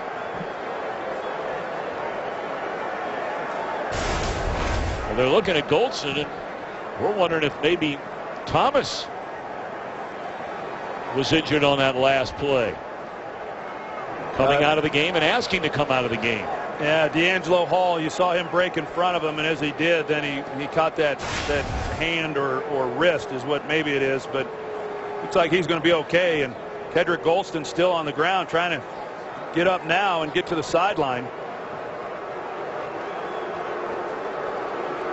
Well, this Broncos offense, though, it just seems like, you know, they get behind, and then all of a sudden there's this razor focus that comes over them, and you know, once they get their backs to the wall, they're a hard group to contain. Certainly some urgency when they got down 14 points, and now they're threatening to get more on this drive. Second down and 4. Broncos down 7. Closing in on 2 minutes to play in the third quarter. Moreno out of the backfield. It's first down for Denver to the 12-yard line. We're going to run vertical with Jacob Tamme at tight end. He's going to release. Then you got London Fletcher in the middle, who he's going to turn. He's going to try to carry that guy up the middle. And when that happens in that coverage as a quarterback, there's nobody then for the check down on the back. It's just a great job of Peyton Manning recognizing the coverage and going to the right guy with a football. Empty backfield. Crossing pattern, Demaryius Thomas. And he's to the 5. That's a gain of 8.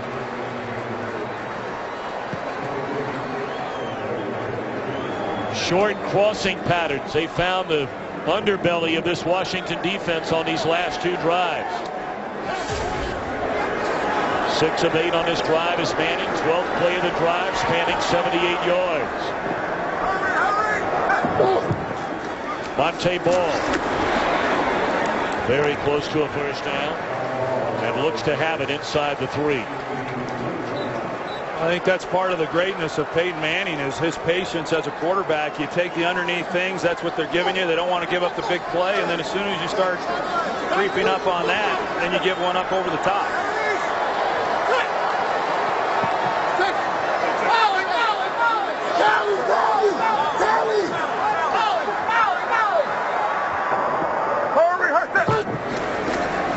Jump ball for Decker. That had no chance from the very beginning. It's good coverage by the young player. Emerson, who I guess his sophomore year when he was in college, had 13 interceptions, would have been a first-round pick, stayed in, had a difficult last year in college. A nice game today. Ball. He scored his first career touchdown on the last Denver drive. Gets down to the 1. Inside the 1. Wrapped up by Nick Barnett. In comes ball.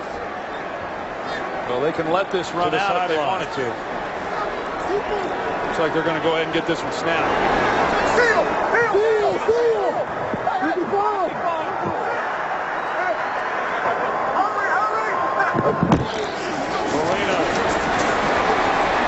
denied the goal line.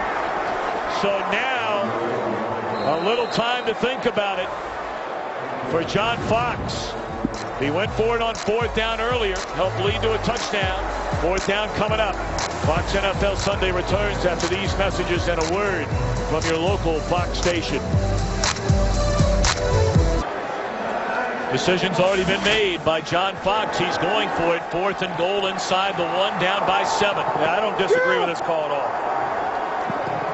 It is interesting they're out of a shotgun. It turned him loose.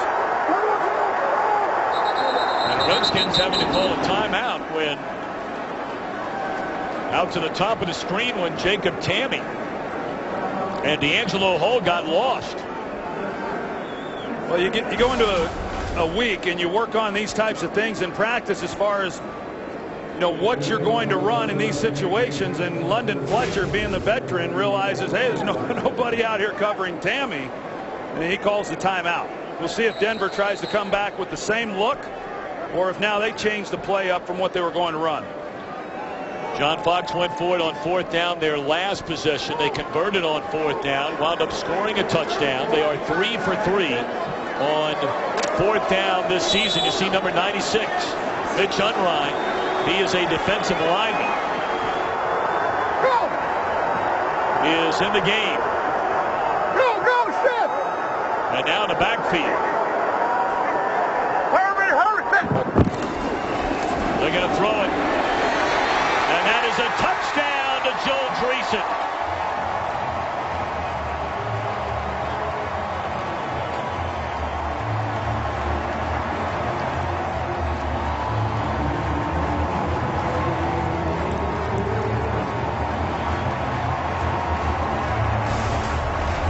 Here's Dreesen. You're going to see the action by the receivers to where they push up the field, and anyone then trying to get out into the flat to cover Dreesen is going to get caught up in the wash. And all Peyton's trying to do is get away from the line of scrimmage enough so that he can get that throw off. So now point after away from tying it up.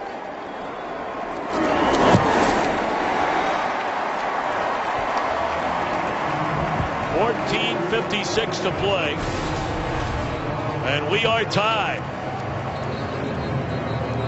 Mike Shanahan coming back to Denver. And a man who took his job here, John Fox, who's won divisional championships in each of his first 2 years with the Broncos.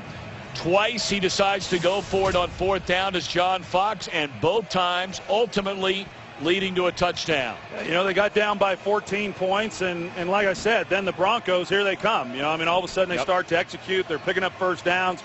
A good job there on the 4th down play. They came back with a different play than they had originally showed that caused the Redskins to call timeout.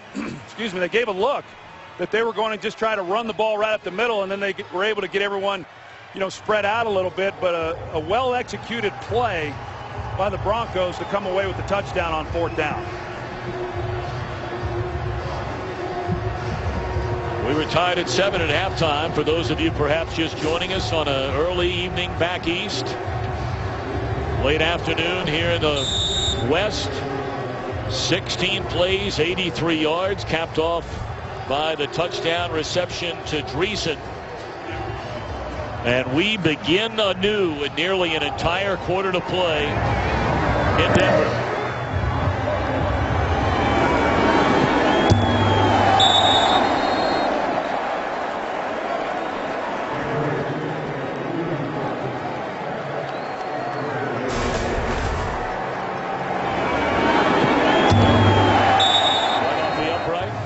Be hearing football for one more quarter here in Denver, and then it's off to Busch Stadium in St. Louis. Game 4 of the World Series. Joe Buck, Tim McCarver and company, with the Cardinals jumping out to a 2-1 lead in a thriller last night. Well, what's in store for the final quarter here in Denver? Robert Griffin III, play action. Looking down the field and throws it behind Morgan, who is wide open at midfield. Well, he had a chance, didn't he? The two-man route, they're going to block him up. They send one to the deep post. They got Josh Morgan then on the deep crossing route in behind it. And a ball that's thrown behind Morgan. He might have been able to make a little bit of a better adjustment to the football to make a play, but a missed opportunity there that would have been a huge play. This is an important drive for this Redskins offense that got the short field with the turnover by Peyton Manning on the fumble and then the touchdown by D'Angelo Hall. But they need to do something here.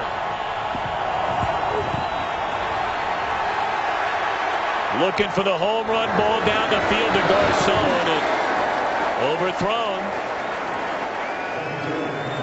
I'm not sure what Robert Griffin saw on that play. There was never a chance. There's two defenders deep. So the Redskins, who had so much success running, mixing in occasional throw, have this 14-point lead get away from them, and they come out slinging it around. Of course, the first play should have been a big one. Well, for a pass defense that came in the league last in the NFL, they've held up well against this Redskins offense. Griffin has not even thrown for 100 yards in this game. Third down and 10. Hit as he throws.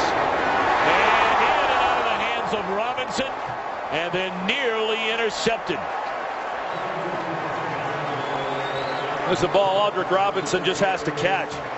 Talked about him. He had 2 catches last week.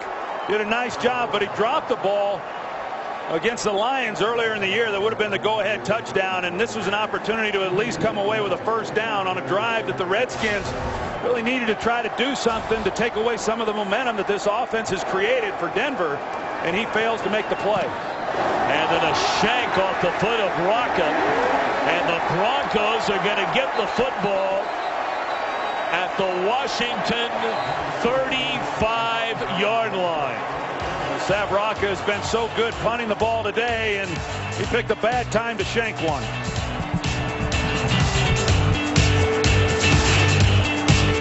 Today's game is sponsored by State Farm. It pays to double check. Talk to your agent today. By Bud Light, official beer sponsor of the NFL. And by Walmart. Save money, live better. Walmart. How cool is this right here? It's making me sick. That is Stuart Schoenfeld wearing a camera. That's the way he came into the ballpark today. No traffic problems that way. No, I'm not sure how those guys do it. Looks like a postage stamp when they're up. Right. They're just coming out. That was spectacular stuff. The first down for the Broncos. They set up the screen to Moreno. Inside the 30. Inside the 10. Moreno to the end zone.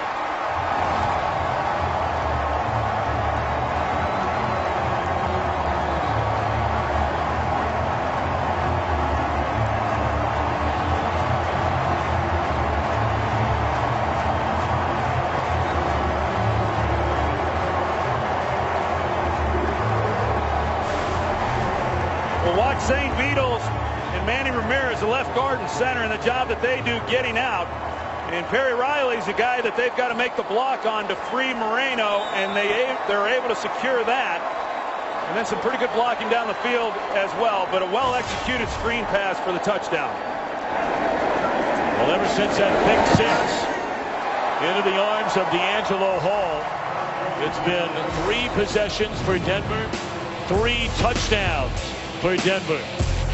Fox and the Broncos leading by a touchdown. You really talk about how 4 or 5 plays can change a game on a dime. Griffin missed a wide open receiver on first down. On third down, Aldrick Robinson drops a pass. Wide open, would have been a first down. Rocca, a 15-yard punt. And on the very next play, the screen to Moreno goes for a touchdown. 21 unanswered. And now the Broncos have a 7-point lead.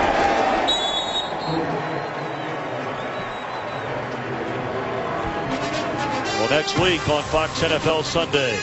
It all begins with the Fox NFL kickoff show. That's at 11 a.m. Eastern time on Fox Sports 1. Followed by Fox NFL Sunday at high noon Eastern on Fox. Cowboys. That's where you'll be. Troy Aikman back with your regular partner Joe Buck. Cowboys with a tough loss today. Yep. We talk about what's happened here in the second half, and collectively you've got to be able to control Peyton Manning. That's special teams, certainly defense, but the offense has to help, and it's important that the Redskins start doing something on offense. Well, they're going to start out throwing again. Griffin with a month and a half back there in the pocket. And that's a completion, good for close to 9 yards, and that's Jordan Reed, who was shaken up earlier in the game. Of course, the Redskins last year started the season at 3-6. Mike Shanahan was hinting that maybe it was time to start looking at other players and looking towards the future as Morris picks up the first down. Ball is on the ground, and the Redskins covered it up. That's Logan Paulson diving on top of the football. Redskins start out this year. They look very bad, especially on defense, as Trevathan stripped that thing away, but Paulson able to get it. They're hoping they can have the kind of run in the second half of the season like they did last year. Ball is stripped, and this time it is Denver to get it. Von Miller, and this is his second game back. Stripped the football away, and Derek Wolfe able to cover it up. Well, we've seen times in this game where Robert Griffin has held the ball when he's had people open. This isn't one of those times. There was nobody down the field, so he's waiting, and then Von Miller does what he does best. He's able to get in there on the quarterback, and when you get that kind of look, you're going right after the football, and he knocks it loose. You see the man coverage. It's one-on-one across the board, and nobody was able to shake free.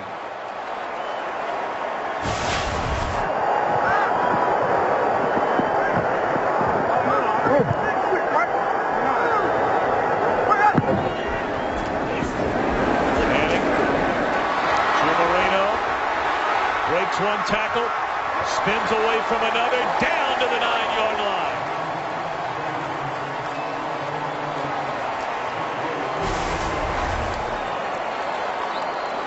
John Moreno, he's making a nice play, even being able to make that catch. Because the ball was behind him, then you got the defender who overruns it. But this Redskins defense has been put in a difficult position with the punt by Rocca, and now the turnover giving Peyton Manning short field once again. Swing it to Thomas.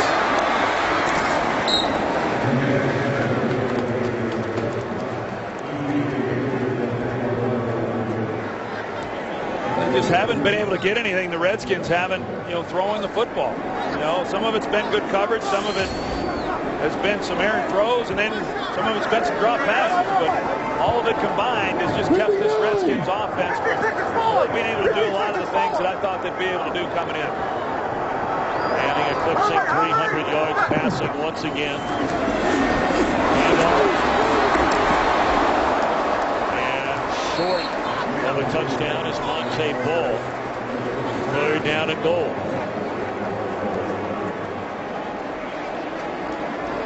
Those 79 300-yard career passing games for Manning.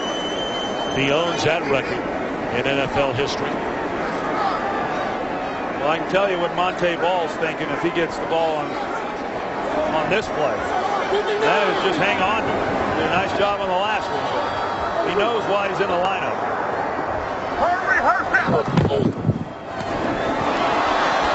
That's a dangerous call right there. Batted into the air by Arakpo. And the Broncos fortunate that wasn't batted straight up in the air for somebody to go get it. Yeah, it's just a different game, when you get down there that close to the goal line and you're throwing the football. That's a game that's foreign to me. Yep. You just, when I was playing, you hand it off 3 times to Emmitt Smith and let him score, and they have a great opportunity right down there on the 1-yard line, and they fail to come away with the touchdown. Still make it, if they make this, they turned it into a 2-possession game. But a long way to go. Prater has not missed this season and still hasn't.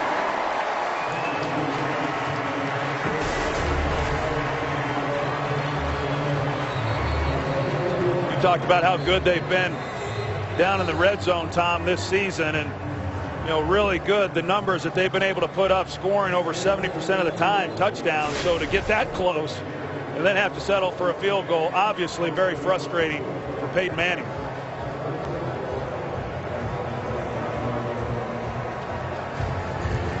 Well, still a long way to go in this one. 11:14 to play, 31-21.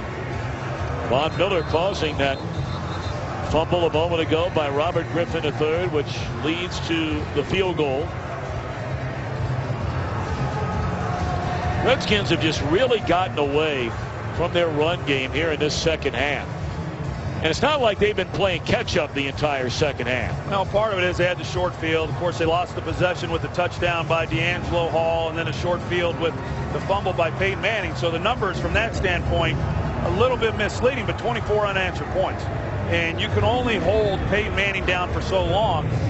The last possession, I said, it's time for this offense to get going. You cannot ask the defense to go back out on the field without much rest and make a stop. Yet they were able to hold them to a field goal there after the turnover. This offense has to do their part.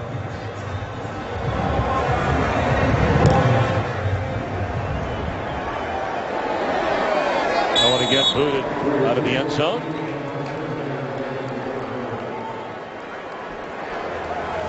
Well, we figured we'd have a shootout here today. Didn't look that way early on. The Redskins tying the game on a 95-yard drive just before halftime. A fumble led to a touchdown, interception for a touchdown to put Washington up by 14. But now 24 unanswered by the highest scoring team in the NFL. And Tom, I think your point is well taken, that there is still lots of time. I mean, essentially a full quarter of play left that you don't have to then start throwing. You don't have to abandon the running game.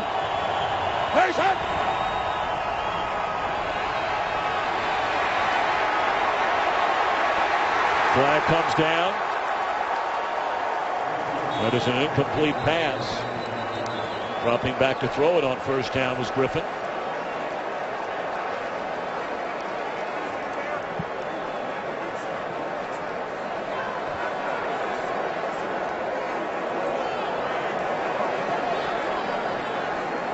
And this will back up the Redskins even further. Offense number 78. That penalty's declined. Second down. The Redskins are going to come with two tight ends. They're going to give the appearance that it's a running play and go with a two-man route, looking for something vertical down the field. They're looking for the home run right off the bat. They haven't been able to get it. They haven't been able to get it all game. Broncos have been very good in coverage, and they're playing deep. It's the Broncos secondary that has given up more 20-yard pass plays than anybody in football, but they have held up well in this game. And the Redskins need to realize that and start taking some easier throws, start giving the ball a little bit more to Alfred Morris.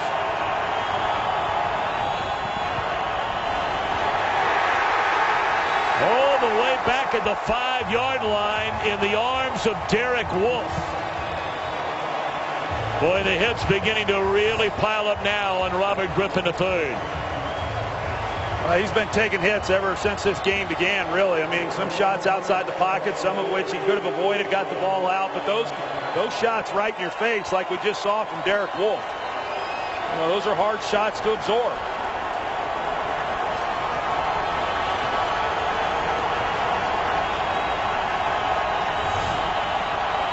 They need to get to the 30 for a first down. Ball at the 11. Screen to Garcon. And that gets him up to the 20, but it is 3 and out for the Redskins again. I think that play there, Tom, they're just, you'd like to see that one on first down as opposed to trying to hit the home run. And third and long, they're just trying to get as much field position back as possible. I don't think they really anticipated that play would warrant a first down, but at least give Sat Rocca a little bit of room to work. Returnable for Holiday.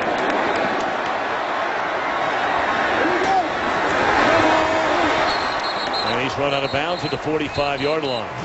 Under 10 minutes to play. Broncos with a ball and a 10-point lead.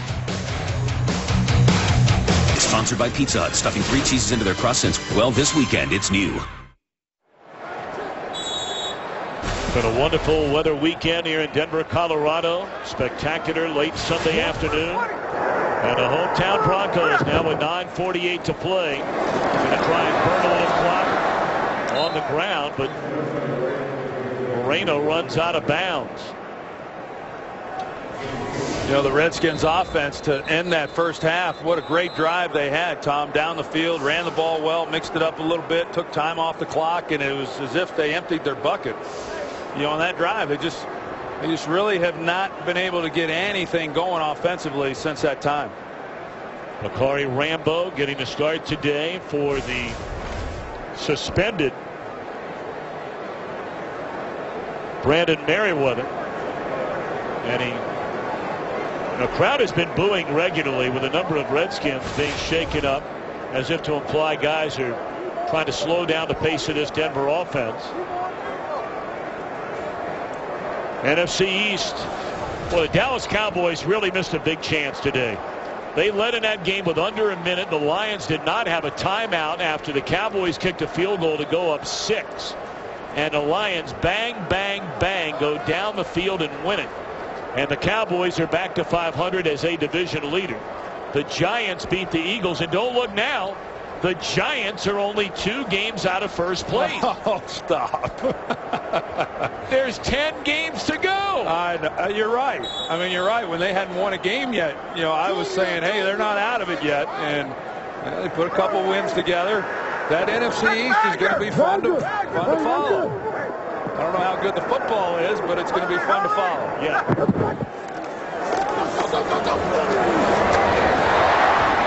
Walker. And that is a first down to the Washington 43.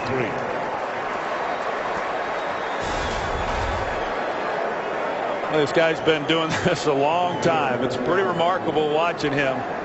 You know, in practice on Friday, Tom, I've been to a lot of Friday practices. I've taken part in a lot of Friday practices, and to watch these receivers, Wes Welker in particular, the way that he works on what normally is a slower paced day was awfully impressive.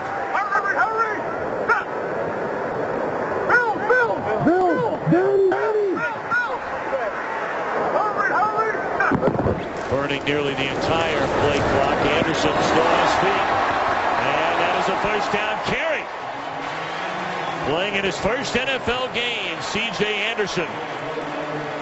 Well, that's great balance on his part. He gets low to the ground. He uses his right hand to keep his balance and get a little more yardage out of it. And I talked about him. He got injured at the end of training camp. They were about to put him on IR. They decided not to, and that tells you all you need to know about C.J. Anderson as an undrafted free agent and what they thought of him. I mean, now he's getting his first opportunity and really doing a nice job. And just throw him into that stable of guys they've got it running back here in Denver. What about some of the early headline acts from action around the NFL? Ho-hum, Drew Brees, another 300-yard game. This one with 5 touchdowns. Kaepernick in London. A big win over Jacksonville, and Matthew Stafford turned the ball over 3 times with interceptions. Lions gave it away 5 times, but he delivered at the end of the game. Well, and that game meant a lot to him. You know, a Dallas kid, went to Highland Park High School and rooted for the Cowboys growing up and beat them a couple years ago. They're in Dallas, and then to come back and win this game the way that he was able to, it was a big win for the Detroit Lions, just keeping pace in their own division. Of course, Chicago will be without Jay Cutler anywhere from 4 to 6 weeks, so we'll see how that plays out. But, you know, you talked about it earlier. You thought Green Bay was the class of that NFC North. Is Detroit's play making you think maybe they have a shot? You're going to have that game Thanksgiving. Yeah, I thought coming into the season that, you know, still thought the Packers were, you know, the best in the division, and probably still are. You know, I mean, they've had a number of injuries, but I wouldn't count them out just yet. But of the other teams that could challenge, I felt it was Detroit, and so far they've proven that. Now the Bears have been good, but without Cutler, you know, what kind of team are they? Although Josh McCown has done he did a great job against the Redskins last week in that 45-41 thriller.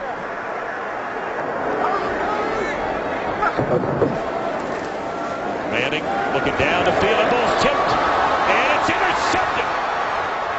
Jordan Pugh just brought back to the Redskins, fumbles the ball, and they're saying he's down. The ground caused the fumble, so hold on a minute. Just when Peyton Manning and the Broncos had a chance to perhaps put this one on ice. Redskins takeaway. Well, E.J. Biggers initially should have had the interception, but he's unable to make a play. He tracks this very well. He plays Welker perfectly down the middle. And Jordan Pugh, as you said, he just got picked up again after being released a week ago because of the suspension to Brandon Merriweather. He's there to take the deflection, and talk about a key stop for Jim Haslett in this defense, not allowing the game to get away from him any more than it already has, and Peyton Manning frustrated with that one.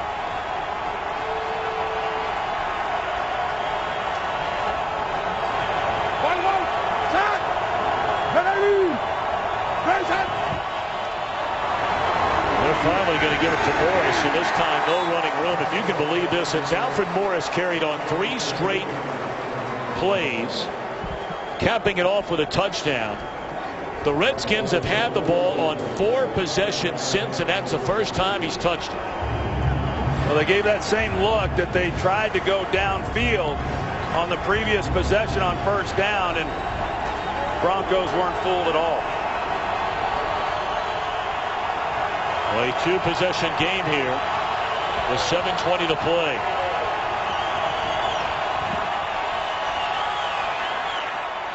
And intercepted by Denver. Chris Harris was his 3rd interception of the season. It looked like the Redskin wide receiver fell down. Yeah, Pierre Garçon, he's trying to come out of the break. He falls. Chris Harris right there to make a play on it. The Denver Broncos, Tom, defensively last year were a top 5 defense. They were outstanding. Jack Del Rio had this group playing awfully well. They come into this season without Champ Bailey. They don't have Von Miller. They've given up a lot of yardage. And looking at them, you believe that they're only going to get better. And I think they're still going to continue to get a lot better than what we've seen here today. But they've been awfully good. Well, they have Woodyard back. He was out a couple of weeks. You talked about Miller serving the 6-game suspension. They're hoping to get Bailey back after the bye week next week. Moreno, strong running. It's just rare, Tom, as we got a penalty on the field. It's holding. Offense number 66. 10-yard penalty. Repeat first down. You know, it's rare that you have a great offense and a great defense. They had that last year. That's why they missed a great opportunity in that playoff game against the Ravens. But Jack Del Rio, they get overlooked because of Peyton Manning. But this defense last year was excellent, and I think by season's end, we're going to be talking about this defense as playing. Really, they may not statistically be showing it, but I think they'll be playing at that time as well as anybody of the playoff teams. Well, if that's true, the teams in the AFC are in a world of hurt. Because if this defense gets to the kind of level you're talking about, and look, this isn't taking anything away from Kansas City, Cincinnati, perhaps New England over in the East, but if this team starts to play really good defense along with this offense, that's a scary scenario. There's no question. I mean, it's rare, like I said, it's rare to have great offense and even good defense, but it's a much better defense than what their rankings would suggest. Into the hands of Demaryius Thomas on his way to the end zone.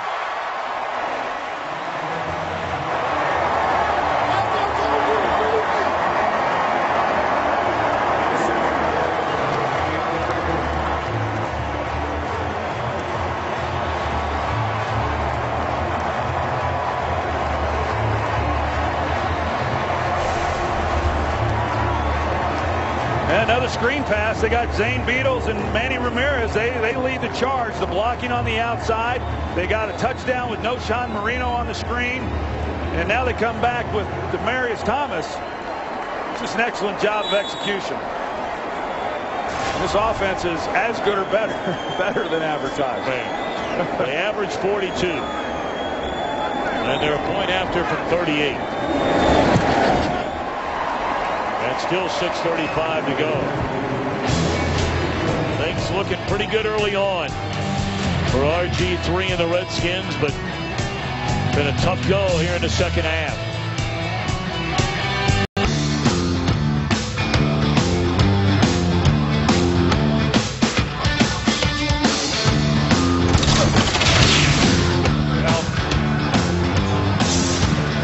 America's game of the week here in Denver, Colorado.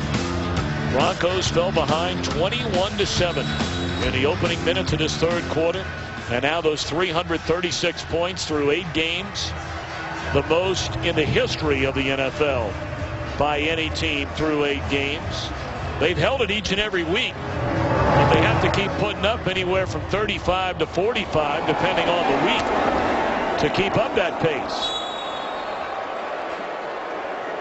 First down for the Redskins when we come back, but let's check in back in Los Angeles, giving us a preview of Game 4 of the World Series. Here's Joel Klatt. That's right, Tom. Coming up after football, it is Game 4. Live from St. Louis, the man at the middle of the controversy a night ago, Will Middlebrooks. And the Boston Red Sox look to tie it at 2 out to St. Louis after football. Tom, Troy, back to you. All right, Joel, thank you very much. Joel's been at it a long time today. They get started bright and early. Well, he has long weeks. He does that Thursday night game, too. Does a great job.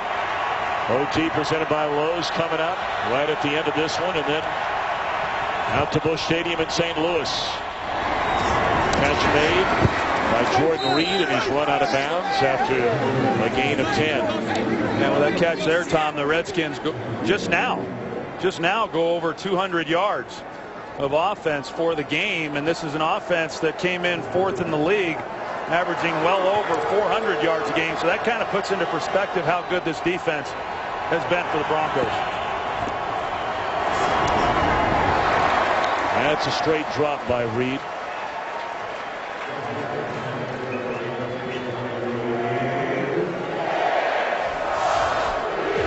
Griffin only 118 passing yards. Well, they really had a good thing going early on with Alfred Morris. He has averaged 5.5 yards per carry. But most of this second half, you wouldn't even know he's on the Redskins roster. No, we talked about it, that the Redskins have not completed one pass for 20 yards. And the Broncos came in defensively, giving up more of those than anybody in all of football. And that one's going to go for 14 to Jordan Reed. And now an injured Bronco on the field. Stopping the clock with 6:03.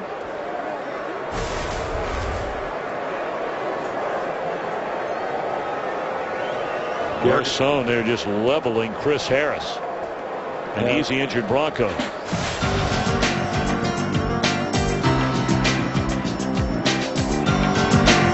Nice gesture here. The NFL Referees Association made a grant to the Estes Park School District here in Colorado to help repair athletic facilities devastated last month by all the severe flooding that affected northern Colorado.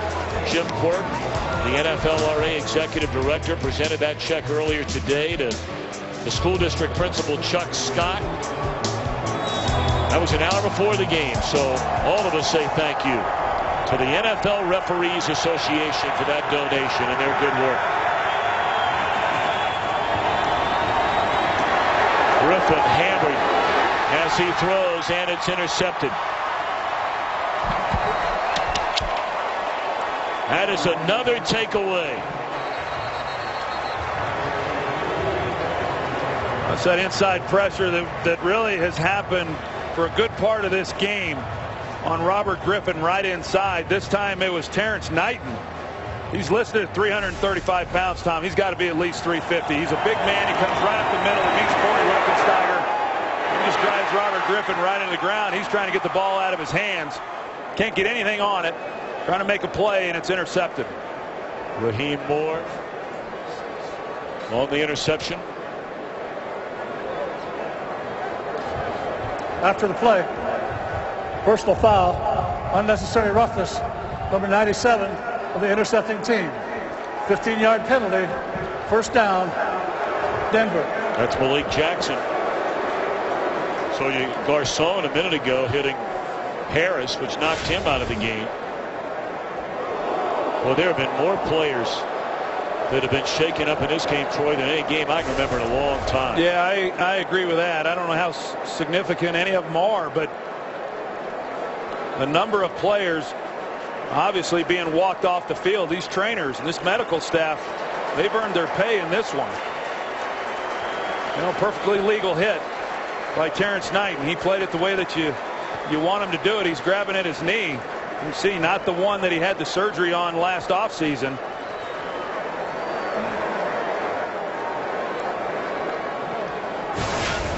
Well, the Redskins turn around and they've got another tough opponent next week in San Diego. It's going to be a short week in trying to get ready for them, but they've got a lot to accomplish here in the next 6 days. Monte Ball for a couple of yards. It's going to be a lot of bags of ice on that plane ride home tonight for a whole lot of Redskins, especially Robert Griffin III. And hopefully he's okay and nothing wrong with his leg or his knee, as they're taking a look at it now over on that sideline.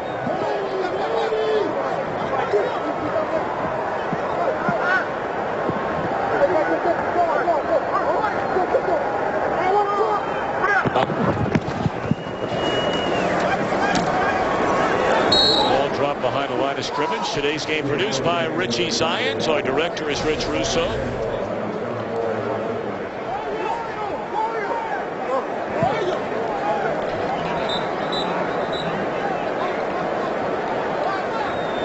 Not sure if they're looking at his ankle or his knee. But all those great pictures from Richie Zions, our producer, and our director, Rich Russo. Our associate directors, Jake Jolivet, Rich Gross. Broadcast associates, Bentley Elliott and Alex Olson. Technical producer is Petey Cheverus. We just call him Chevy. And our technical director, Colby Bourgeois. Audio mixer, Freddie Aldis. Pride of Phoenix, Arizona. Was that caught in bounds or was it intercepted? That is intercepted by D'Angelo Hall. Boy, here the Broncos with 4 minutes left to go, leading 38-21, and they're throwing a long ball. I thought Demaryius Thomas had made the catch, and all of a sudden D'Angelo Hall comes down with it. And look at this play that he makes. I mean, Demaryius Thomas had it, and D'Angelo Hall just takes it right away from him. So much for the left knee there. RG3 found out that it got intercepted, and now he's going to come back out, or maybe not. Well, they told him, no, you're staying right where you are. They're going to bring in the backup Kirk Cousins, who's not played all year long. Of course, he had that one spectacular start last year, replacing the injured Robert Griffin III against Cleveland when he threw for over 300 yards and a couple of touchdowns. He led them to another win. You may recall against Baltimore. Well, that run last year was outstanding by the Redskins, and a lot of focus on RG3 and Alfred Morris. They wouldn't have had that run either, as you said, if it weren't for Kirk Cousins. Batted down.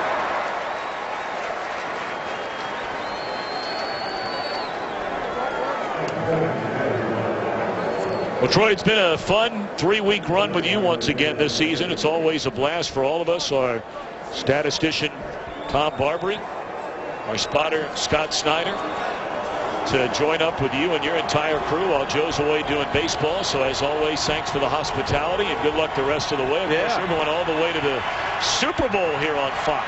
Well, it's going to be fun back there in New York. Catch made by Reed across midfield will stop the clock with 4:03 to go. Of course, in baseball terms, you come in, it's 3 and out for you, huh? 3 games and that's exactly right. Off you go. That's exactly being Mariano, I think they call it, right? 3 outs and out. Well, I think for the Redskins, it's been a disappointing game, obviously, but the fact that Jordan Reed, after we saw him get taken off the field, the fact that he's finishing this game on the field and playing, that's one of the few positives coming out of this one.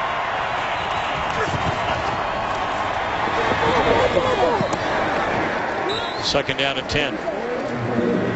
For the first 2 Denver possessions in the second half, a fumble, Redskins scored a touchdown. Interception return for a touchdown. Since then, 3 punts, 3 turnovers. Yeah, no, it was when they got down 14 points, it just got them even more focused. I mean, what was it, 31 unanswered points, after the second turnover. It's impressive. 35 points here in the second half. That's a nice catch by Reed. He was about to take a big-time hit. That's a first down to the 35. You look inside this AFC West, and we talked a lot about the NFC East, and go flip a coin as to how all that's going to shake down. There's a legitimate chance that 3 teams out of the AFC West could be playing in the postseason. Obviously, Kansas City's unbeaten. You have Denver with just 1 loss. And the San Diego Chargers are a vastly improved team. They're 1 game over 500. You say, well, how are they going to get there? Well, you start taking a look around the rest of the AFC. Jets got annihilated today in Cincinnati to put them back at 400. Or at 500, and then really nobody in the South and really nobody in the North would make you think they could separate from San Diego right now. Well, you look at it, I mean, a lot's going to shake itself out when Denver plays Kansas City. But how about if you're Denver, and it's possible, I don't think it'll be the case, but it's possible Denver could go 14-2 and not have home field advantage. I mean, it's pretty incredible. You got to, I think Kansas City is, they're undefeated and they're playing great defense. A lot of attention to this team right here. But those matchups are going to be a lot of fun to watch. And you see this schedule right here coming off the bye. Bye comes at a good time for Denver. But that is a tough 4-game stretch right there. 3 out of 4 on the road. Your only home games against Kansas City. Danny Trevathan shaken up, and let's check in for more on RG3 with Pam Oliver. Yeah, Tom, Robert Griffin literally hopped off the table and tried to get away from the Redskins medical staff. Griffin has a left knee injury. His return is questionable. He's not in the game right now as a precaution. Well, that's good news. Hopefully everything's going to be okay with him wanting to come back into the game. Suffered the multiple ligament tears in his right knee during that playoff loss against the Seahawks last year, and many wondered, would he be the same guy? Didn't play the entire preseason. They waited until the season opener, and without question, he looked rusty when the season began. But 2 of these last 3 weeks starting to show signs again. And that is intercepted. Dominique Rodgers-Cromartie to the end zone.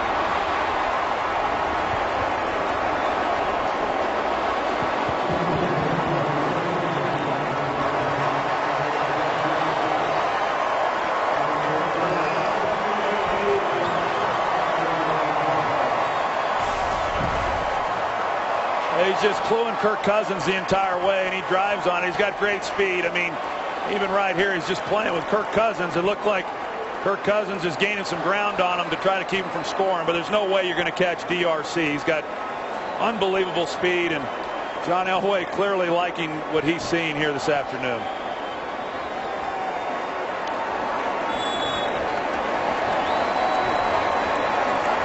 So here they're held to 7 points in the first half, Tom. They come into this game averaging 42, and they surpass their season average. So 45-21. Well, Troy, let's bounce around the NFC a little bit. We've talked about the NFC East. We started to talk a little bit about the NFC North, where the Lions go to 5-3. Packers are at 4-2. The South, New Orleans, obviously off to a great start. Only the 1 loss. We were there, that miracle finish in New England. And then everybody talks about the 49ers and the Seahawks. Anybody for you that is clearly better than the rest of the pack? Well, I like Seattle. I mean, I like what I've seen from them. I like New Orleans, too. I mean, we've had a chance to have some of their games, and I like, of course, offensively, but you like some of the things they're also doing defensively. But Seattle, you know, they are just a very tough team, and defensively, the way that they just physically beat people up is pretty impressive. But I think San Francisco, you know, of course, in the same division, there's still a lot of football left to be played and a lot of teams that could emerge. But those are the ones that I think the most of, and I think Green Bay as well. I mean, even though you talk about Detroit, I like what I've seen of Green Bay over the years, even with a number of injuries, that they've been able to emerge out of that division and do a little damage in the playoffs. So a lot of injuries, yes. Can they overcome them? I don't know, but they have in years past. We still have 2:07 to go. We have baseball coming up, and for more on that, let's check in once more in L.A. with Joel Klatt.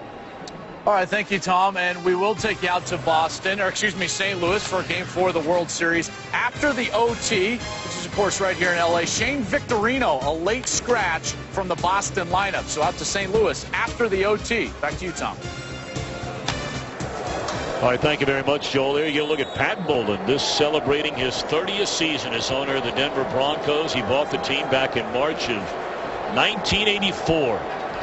And this Broncos franchise, since he bought the team, only the 49ers have won more games. Broncos were the 4th most divisional titles. Been to 5 Super Bowls under his ownership. Cousins taking a big hit as we reach a 2-minute warning.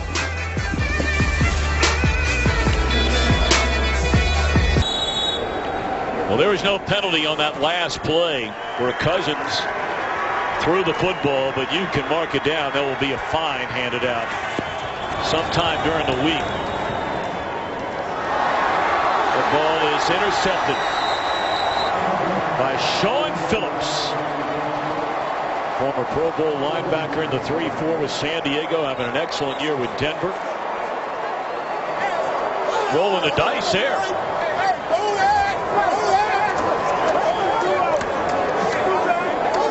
Back to that hit a moment ago.